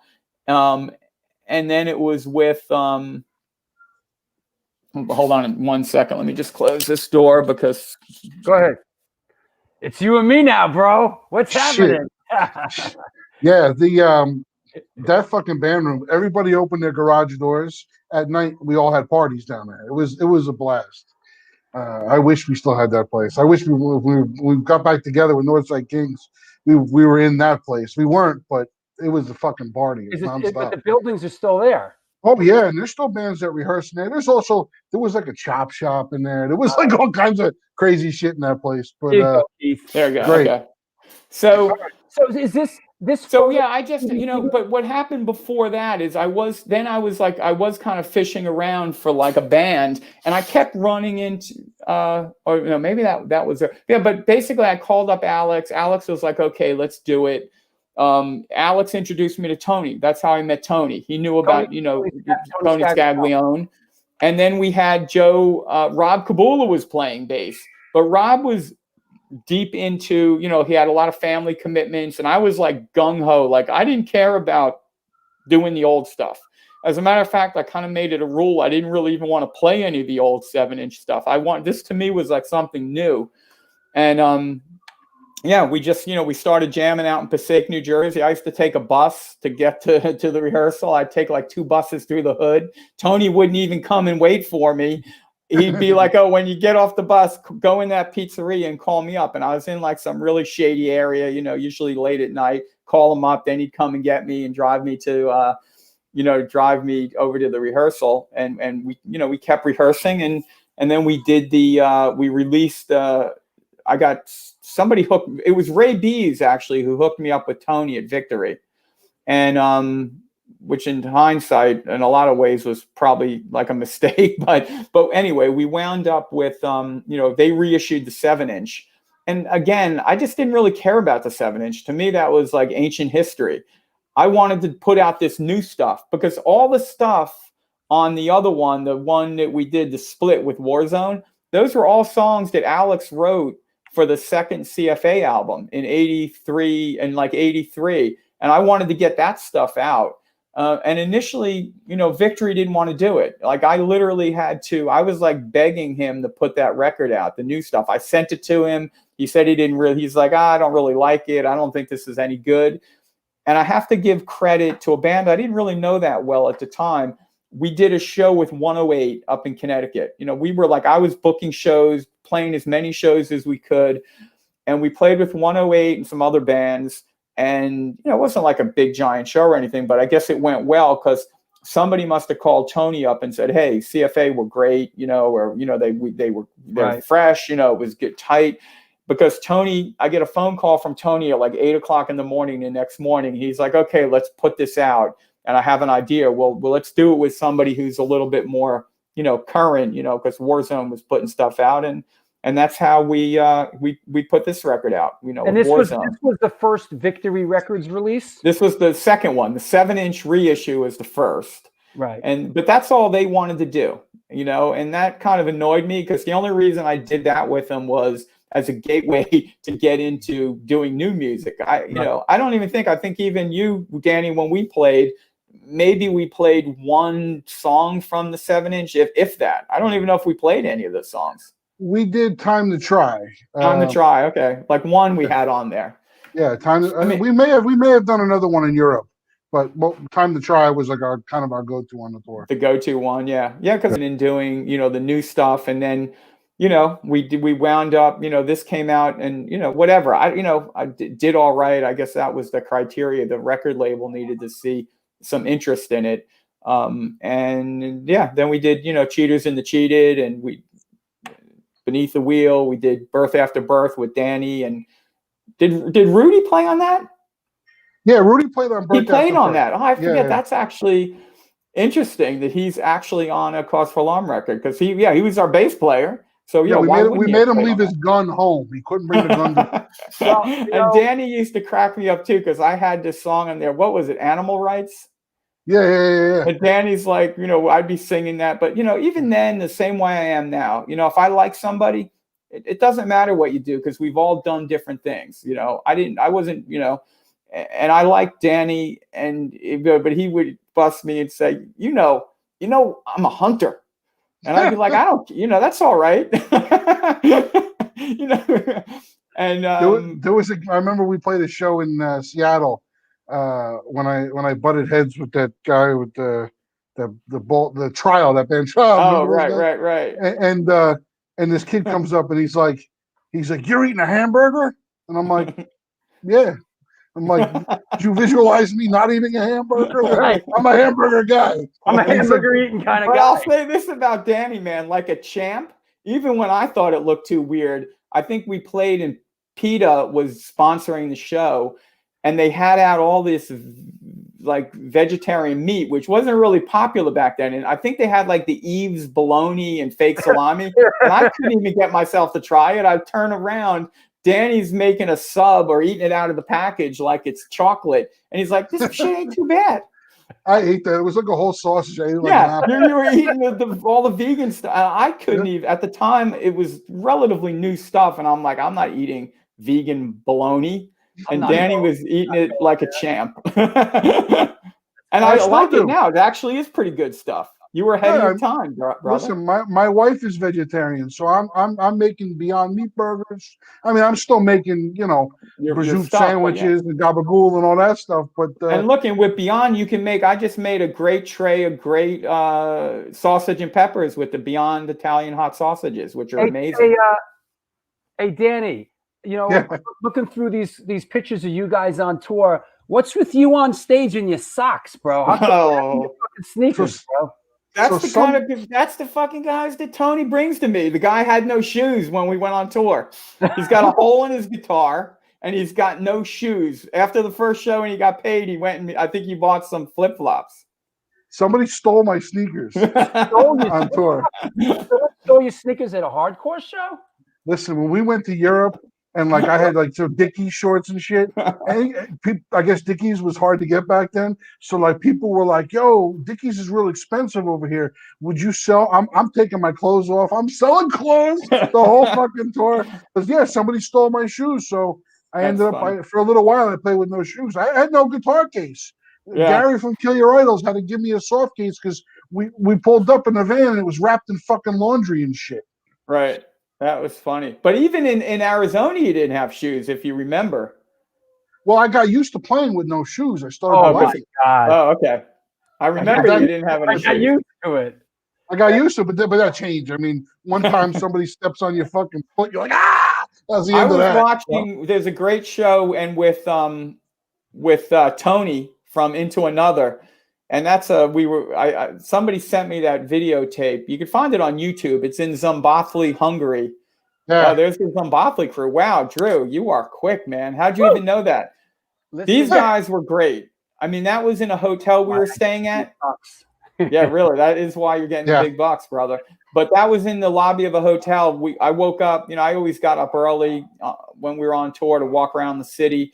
And I got up and there were the whole crew that came, you know, to see us at 8 o'clock in the morning, you know, before we left. But that was a great show with Tony Bono. And, you know, I remember that night too, because I had like 102 fever. So I was really, really sick, but it was a great, you know, great show. You can find that on YouTube. Yeah. You got sick on that tour pretty bad. I remember when we played Poland and you couldn't, your voice was shot. Yeah. You sang. I sang and played guitar, and I didn't know like a lot of the words. So like on Time to Try, I was going Tony Bono, Tony Bone, hanging out with Scaglione, you know, like just making up words. Hey, big boy. Hey, big boy, what are you wearing in this picture? I know. Look at that. That's when. Listen, that's broke clothes on tour. And I sold those shorts. I'm sure I did. Hey, Keith Buckle. We were huge in Hungary, Buckle. Yeah. We were huge in Poland too. Yep. There you go. Poor Buckle toured with us when I had sleep apnea, but I didn't know back then, and I snored loud, and nobody wanted to sleep in the room with me. Yeah, that was pretty brutal. I mean, I think I spent a few nights just in the cold out in the car because it was just easier. Me and Buckle. Really? Buckle slamming on the room next door, the hotel room. He's going, roll over on your side, you're snoring, you're killing me. You're killing me all night. Yeah. This, of course, Tony Scaglione, correct? Yep. Yeah. Yeah. I just talked to Tony we stay in touch mostly through text message. Yep. Tony's a man. Danny, I want to thank you for coming on. Thank you. Yeah, listen, you got to come on your own, and we got to kick it. I definitely do that. And Roger said a couple of weeks ago about his flan, he'll do a taste test. Maybe I'll go over to his house and we'll do the show, and I'll eat flan because that's the only way I get him to make it during the pandemic. Because I even tried to pay him. I'm like, listen, I'll buy all the ingredients and just drop it off in the front yard. You make the flan. But, you know. This is what we do. my mom lives in Scottsdale where you live, and Roger and Todd Hamilton and Larry, who manages. When I come to visit my mom next month, I'll bring my camera and we'll have the great flan face off. I'm in 100%. That's going to be a good show. Good Thanks, seeing you, in. brother. Thanks for Take care, stopping Danny. by, Danny. Good to see you guys. Take care, Keith. God Yep. bless you, man. You're looking You good. too, man. God bless. That was cool, huh? Yeah, that you got me on that one. I was not expecting, I was getting ready. I wanted to definitely give a shout out to Danny, but yeah, that was a good one. Yeah. Hey, hang with me a second. Let me do my last round of shout outs, and then we'll come back and we'll take some questions, okay? Sounds good.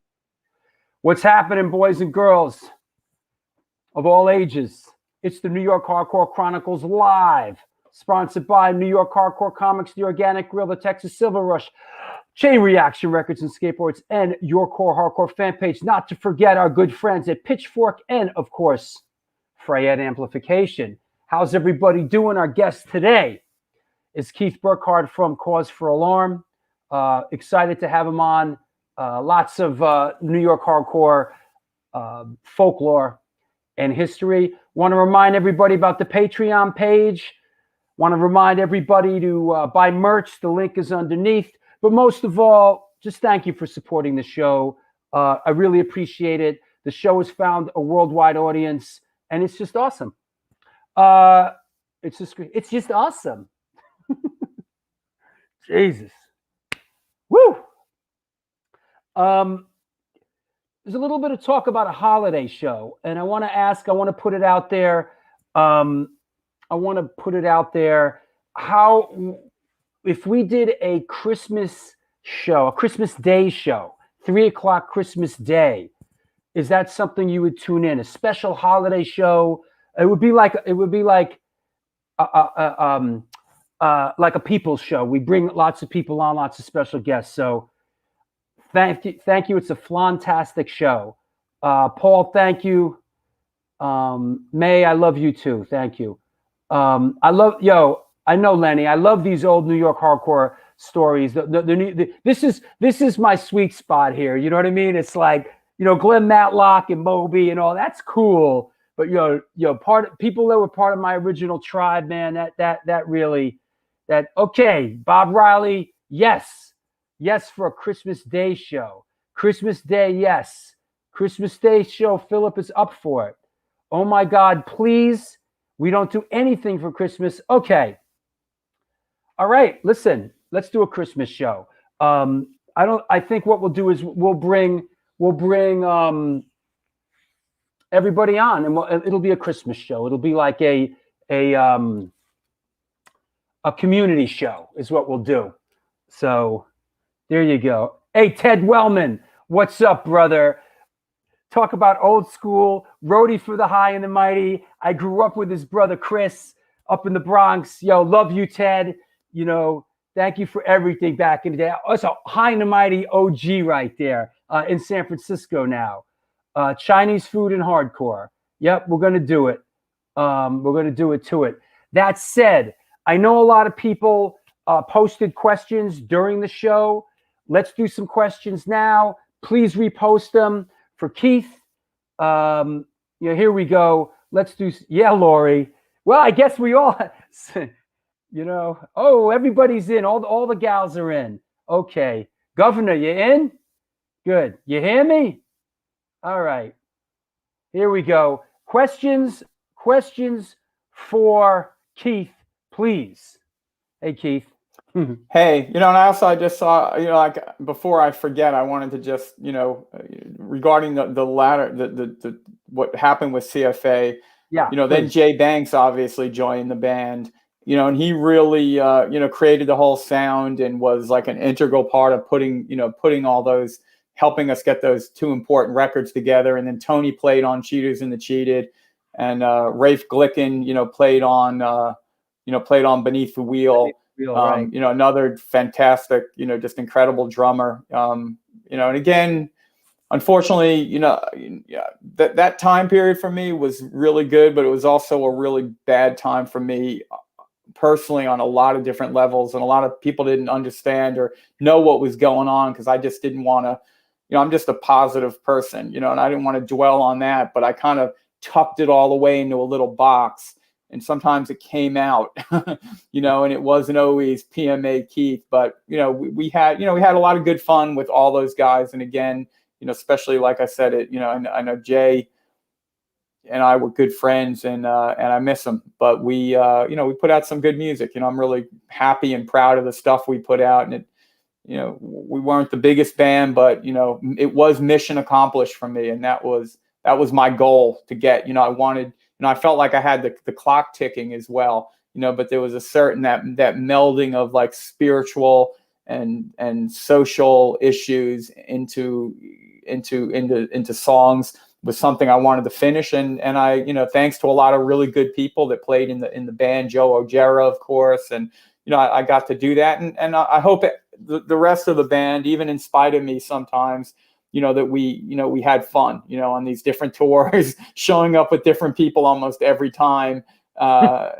literally. But ultimately, Eric Britta was another guy who stepped in, who was a great guitar player. And we were doing shows later on at the end with Eric at Lucky Cat. And a lot of lucky dudes and girls and people that came out. We had some really fun shows there, and none of us cared, about crowds or any of that stuff. We were just playing these shows. Kabula was playing bass. I forget Rafe would know this guy, Charlie the Box. That was our guitar player. Great, like kind of he had like a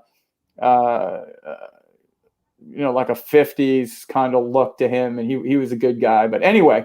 Let's take a question here. Keith, could you talk about the songwriting process for Cheaters and the Cheated? That album is a banger. That's coming up a lot here in the chat room. Seems to be a lot of people really love that record. A little bit about the songwriting process? Yeah, it was always the same. I mean, Jay would come in with a riff, and we would be in the studio, and we would, I always had a book of lyrics, things that I had worked on and collected. And yeah, we would just start jamming on a riff that Jay brought in. And then, Joe would add a part to it, and Tony would, be laying down his track. And before you know it, you've got a song. And then I'd start, listening to the music and just, going through my lyric book. And, again, the guy with the least, with no musicality, essentially, just though trying to put, do the best that I could with a little bit of, let's say talent that I had in squeezing these lyrics into this great, music that these guys were writing and playing. But yeah, and we just, we just one at a time, Here's this was just sent to me by our good friend Astoria Lou. He just sent us a nice screenshot of the Suicidal Tendencies institutional video, where you can actually see on the bottom there wow, Astoria Lou, that is some good stuff right there. Astoria Lou with the assist. There is the Cause for Alarm 7-inch, strategically placed. Strategically placed, man. That is awesome. Thanks, Astoria Lou. Yeah, now thank you, Lou.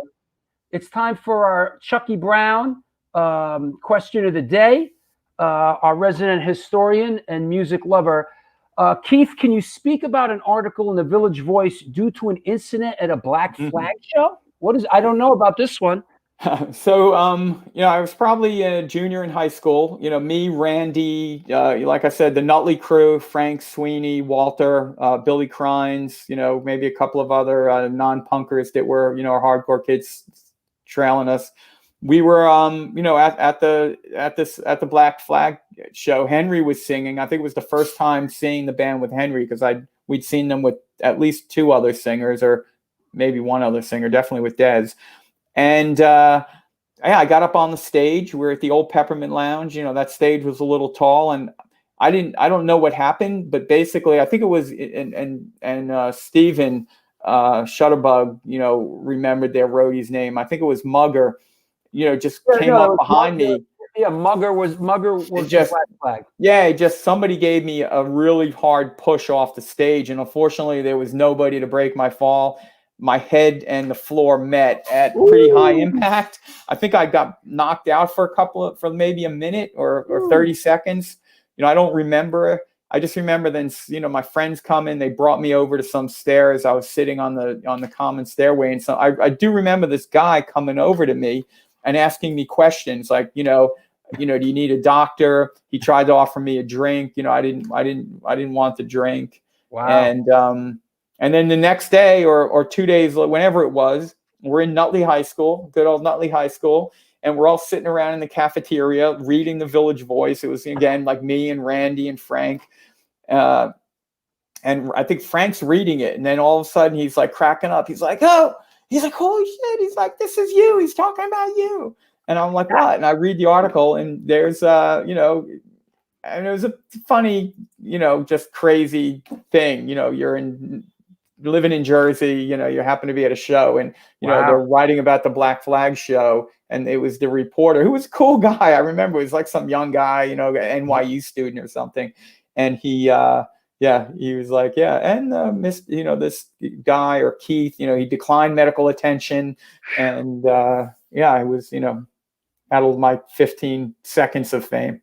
Do you remember what was the last? I was out like a light. Yeah.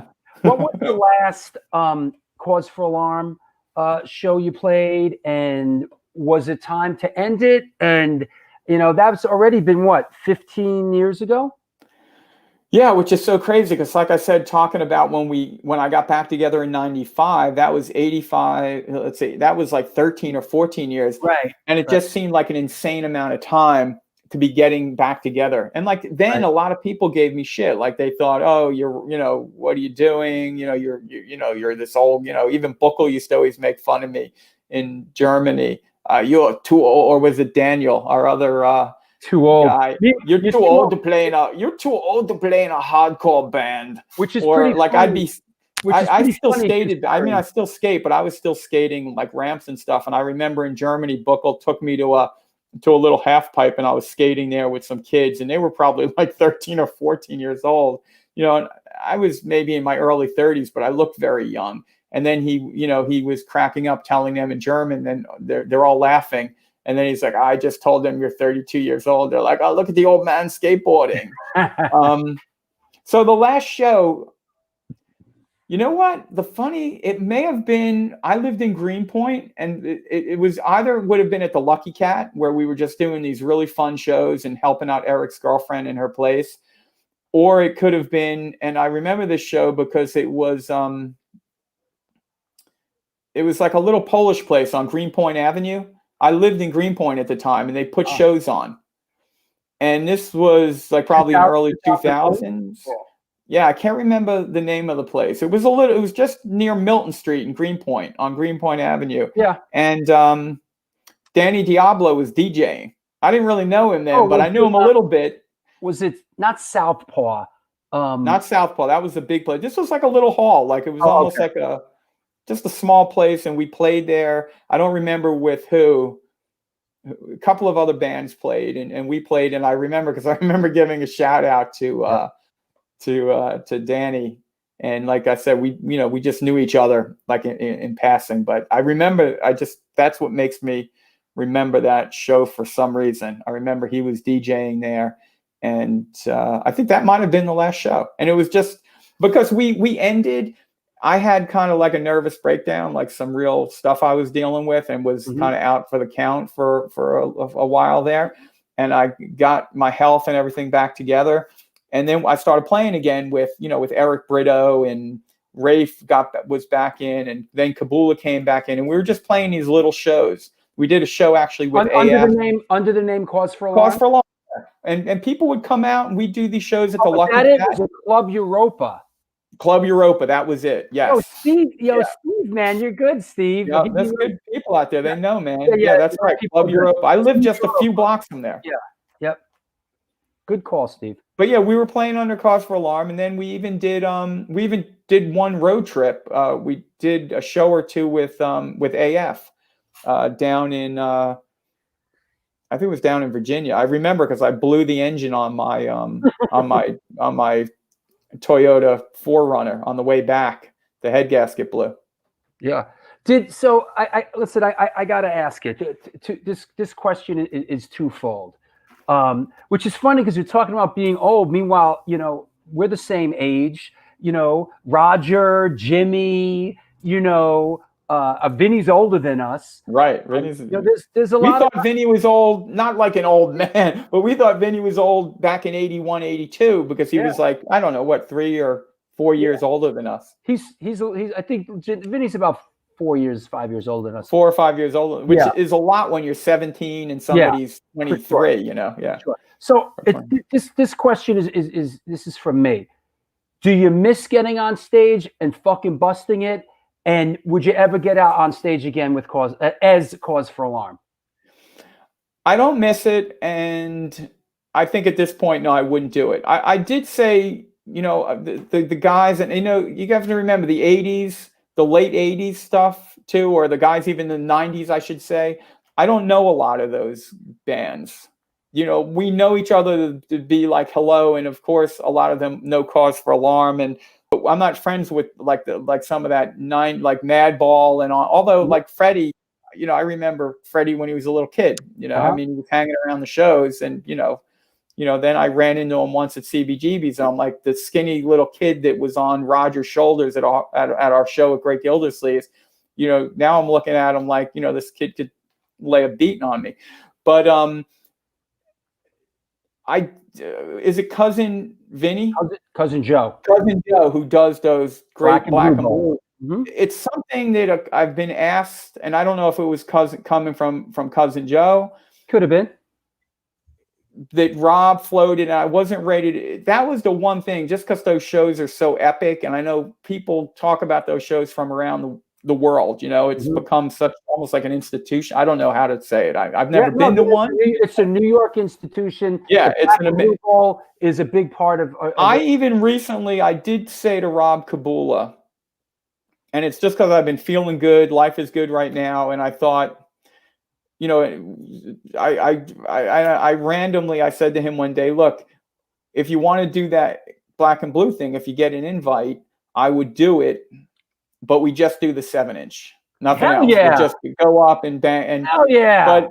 But I don't, but yeah, just to be honest with you, it's not something that I ever thought I would say, or because I have no desire right now at this stage of the game, you know, to play, you know, to play music or do it. I did it. You know, I did what I wanted to do, man. I'm really happy with the music we put out. It was something I wanted to do when CFA was the original CFA, and we didn't get a chance to do it. And one of the things in my head was, it was because of my involvement with the Hare Krishna movement and I thought, what would have been, you know, as I saw other bands continue to grow, and I had a little bit of that music bug in me still, like what would have happened, like what would we have done, and I had that vision back then, so I just put that vision on hold for 14 years or whatever it was, and picked up, and that's why I was a little bit of a maniac to play with, because at the time I thought time is running out, I want to get this done.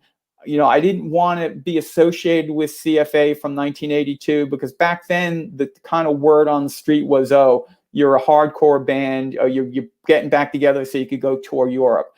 You know, so I didn't want to tour with bands that were really established, like, you know, great bands, you know, like Sick of It All, or bigger bands that, you know, maybe we could have talked to people and gotten on, because I wanted us to just do it on our own, because I had that chip on my shoulder. Maybe because people were, you know, that was the whisper, you know, sort of like, oh yeah, another band gets back together 15 years later, you know, and is touring Europe. But, you know, for me, it was sincere and important, you know, it was, you know, and I'm glad. And that's why I'm thankful for all the people that worked with me to make that happen. You know, all the, you know, the different people that played with us and stuff, because yeah, I'm really proud of what we did, and all the great friends I made in this country and in Europe as well, especially. You know, they just treat you so, you know, especially the business people in the business side of it, they just treat you so well over there. You know, whereas here you're lucky to get a pizza, you know, out of them when you pull up. I will say this, man. You know, you blinked and you left the door a crack open, and when this whole COVID thing is over and things and things, you know, settle down and life resumes, and because I'm very close with Cousin Joe, and when they start putting the bowl together again, and your name gets thrown in the hat, you know, you might hear. Like I said, I might don't, hear- and let me I just don't, say this. I don't feel like they maybe even want us because I don't, like I said, to me, Bro, we're just a stop little it. Stop it. Let me just band, say, you know, and I mean that sincerely. I mean, I'm almost embarrassed to be here because I've said even to you, like, you know, okay, so it'll be, you know, the 10 people that are listening will, you know, maybe they'll enjoy it. So that was something actually Hoffy, who told me once when we were playing in Europe and we pulled up to a show, and something happened with Hoffy. I don't think he likes me anymore, but I liked Hoffy and we were friends on tour. He was one of the tour managers with Buckle, and we pulled into a show. I was tired, and there were like 3 people there. And this is a big hall. It's a beautiful place, but there's 3 people there. It happens, you know. And I was like, man, let's just go up there. Let's just shorten this set. This is ridiculous. And I remember, though, he looked at me and he said, you know, those 3 kids are here because they want to see you, and you shouldn't shortchange them. And I was like, that really resonated with me. And I was like, you're absolutely right. And we went up there and busted it and played, you know, we did an encore and everything for 3 people and got back in the van, and I went, you know, and went to the next show. And that, you know, that just throwing that out, I'm trying to figure out where that fits in here. But before we bring on Rat Bones and Steven and we kind of wrap out, I just want to say this, that Chords for Alarm and the 7-inch is iconic at this point, and it's influenced generations of kids coming up, and it still resonates with a lot of people to this day. So don't get it mixed up. This is coming from somebody, you know, who you know, singing an Antidote all those years, and it is that there's a whole new generation of kids that love this stuff and would love to see you play. And you're certainly on the right show, and you're in the right place, because we love you very much, bro. And we're happy. I appreciate that, you know, and it's, you know, and that's why I'm here. I mean, after all these years, like, you know, I wasn't like, let's say, a lifer. You know, I didn't, you know, I came in and out. I did a lot of other things in between. And I have a lot of respect for the bands that, you know, really stuck it out, like guys like Stigma and Roger and AF. And, you know, they're doing it, and they're not doing it for the, you know, for the money and, you know, the fame or, you know, the glamorous lifestyle, because I've been on these tours. And, you know, I have a lot of respect, you know, for those bands. But yeah, you know, of course, this is something that meant a lot to me as a kid. This helped define who I became, getting in the, you know, being in a little closed, you know, sort of closed-minded town, growing up in a little place like Nutley with a very traditional, you know, working class family, and then getting exposed to New York City and all the different, you know, people that made up the scene. What did he say? You know, it's still, obviously, here we are 38 years later. And it's something that, you know, a couple of these conversations, you know, gave me goosebumps, you know, talking about some of this stuff. And like I said it before, man, I so appreciate, I know you're a fan of the show, man. So, you know, listen, your friend Buckle says, don't underestimate the impact that music still makes on younger kids nowadays. Every day someone discovers Cause for Alarm somewhere. So listen, man, I got your number, bro. And I'm like I said, it was something, I mean, just being honest, you asked a question, and it's not like something, you know, I mean, I say that lightly because up until that, just recently, when, you know, I know Rob's playing with, is it Dead Blow Hammer, a great band. They're doing some CFA covers. I told Rob he should just start CFA with a new singer. You know, AJ is a great singer, but, you know, I had just mentioned it to him because I saw the ads for the Black and Blue Ball, and I see I mean, it's just such an amazing event. You see, it's like people are there from all over the world. Don't worry. I said, you know, I would go up and just do the 7-inch. It's over. You know? You're marked. I got just let us borrow somebody's equipment. Listen, we don't need to talk about it anymore. I got you, bro. We got to do it before I turn 60, though. Yeah, well, we got to do it when the zombie apocalypse. Hopefully soon, let's man. Let's bring on Rat Bones and Steven. Let's hear what they have to say, and let's head towards the door. What's up, Rat Bones? Hey, what up? What's up, Steven? What's How you up? doing? Steven, it got dark. Good. Hey, Steven, Yeah, I'm in the Steven, you got anything? on the way home. Okay. I do. I have a question, and it's kind of popped in my head midway through the show. The cheaters and the cheated. Did the Cro-Mags borrow that line? Oh wait, Did you No, mute there me you go. during my question?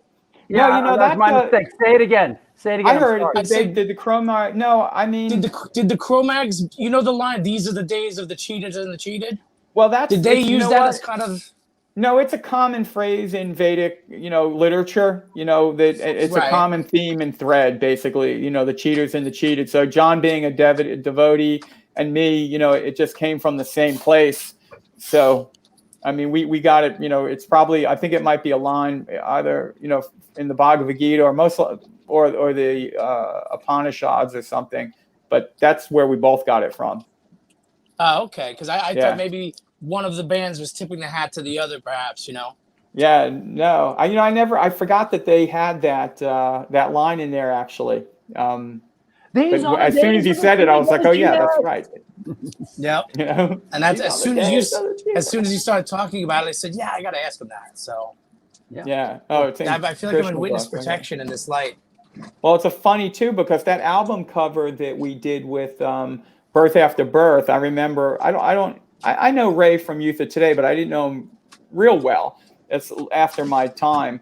But we got sued for using that artwork, and Really? it was a real thorn in the side of Tony Brummel, who was so pissed off because he had to pay ISKCON, and I got into it left a really bad taste in my mouth because I got into a big, it was letter writing thing and phone call with them. I think they were based in Italy there. But yeah, they saw that we used that artwork, and when Ray had told me, oh yeah, I asked him, and he was like, oh yeah, just use it and make a little donation, Prabhu. Just make a little donation. I was like, okay, I'm cool with that. And then after the record came out, it was too late to change anything. That they sued, and they were like a dog with a bone and I thought, no, let me just explain I'm a devotee. I've been, I was in the movement since 81, 82, lived in different temples, and they were like, nope, that doesn't, wow. Rat Bones, got anything for Keith? Yo, what up, Keith? Just, it was great here. I gotta say to Rat Bones, man, we know each other from shows, and I've known him, but a lot of respect. He always treated me really well, a gentleman, polite, good guy all around. So I'm glad to see you're doing really well, brother. Thanks a lot, Keith. Yo, I gotta say, I knew when I saw you guys, I believe it was at the Cat. What was the Cat Club or the Lucky Cat? The Lucky Cat. Yeah. What was it? The Lucky Cat in Williamsburg on Grand, I think. I remember they had, before when I was doing the toys, the guy wanted the pit story, so we'll give it to him now. But I remember, I knew I was seeing history to see the original CFA, and that place had like that old it was like a genie bottle. The room, yeah. And it had that old 70s couch with the pillars and the high backs. Yeah, I think I dove off every couch, and it was a small room, but we went ballistic as if. Yeah, I think I don't even know if we had a PA. I might have been singing through an amp or something. But those are great shows, right? And even though I was a mess, I knew that was we really did it hardcore that time again. Yeah, those were fun shows. I don't even think we advertised them. It was all just word of mouth, and and people later on. A lot of people that I wish they would have come up to me and said hello. Let me know. Oh yeah, we saw you at that show, or I was there. And I was like, I had no idea. I think it's really cool. Also, hey Steven, don't miss your stop, bro. I know. I keep looking over my shoulder. All right. Hey, Rat Bones. Hey, Steven. Thanks a lot, you guys. Keith, it's a pleasure, Keith, by the way. Good talking to you, Steven. You too. Be well. You too, brother. Let me What's that, Rat Bones? Real quick, Drew, let me end with this one. I think it's really cool also that you guys are a little ahead of me, and you always showed us kids that were coming up. Like, we're a little close to the same age, but you got a few years on me. And the fact that New York City is so tight-knit that, when I was going through my shit, I'd see Kabula, working in a backhoe truck in the middle of the right somewhere.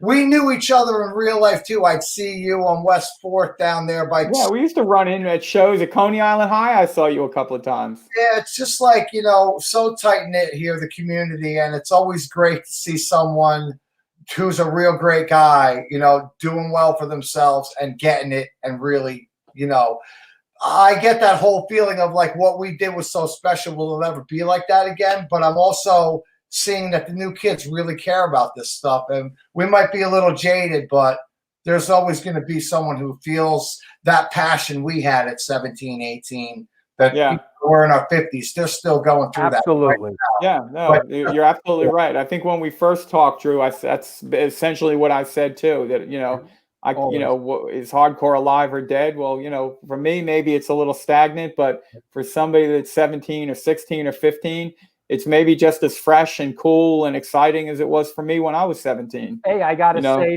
say that to me, it's just as exciting and vibrant as it ever was.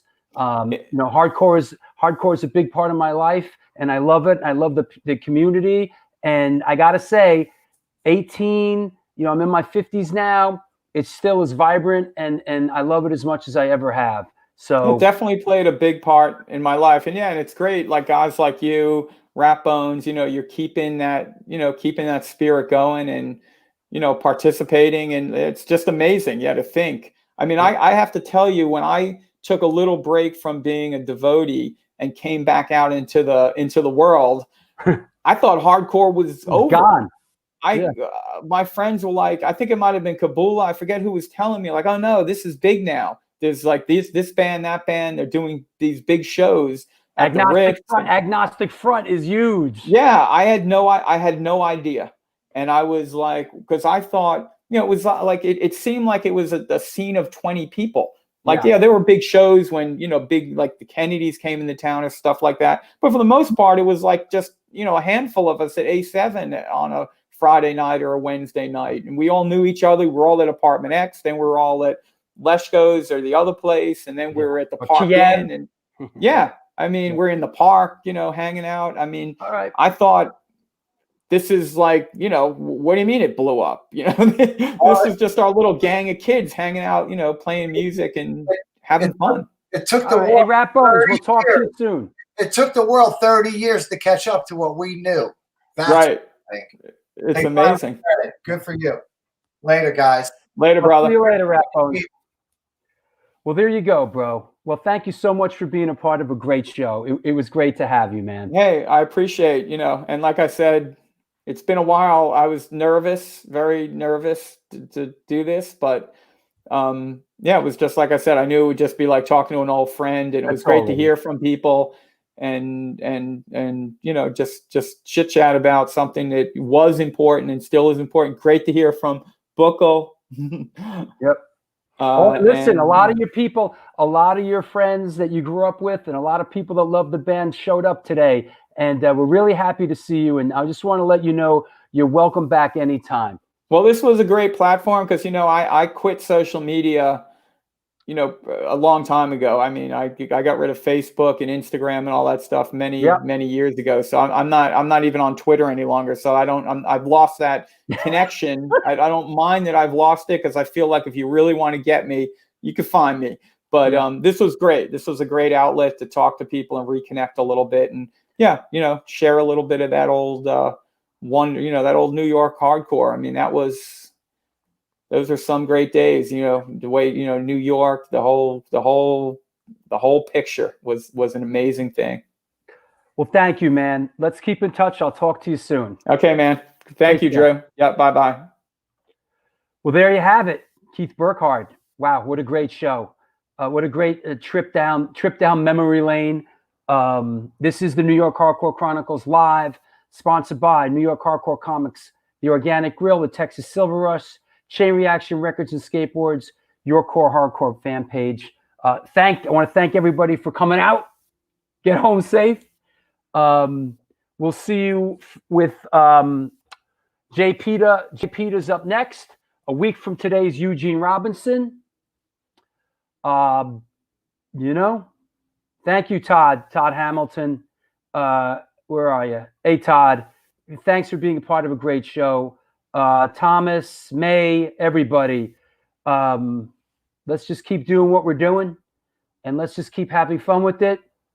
Until then, do good things, and good things will come to you.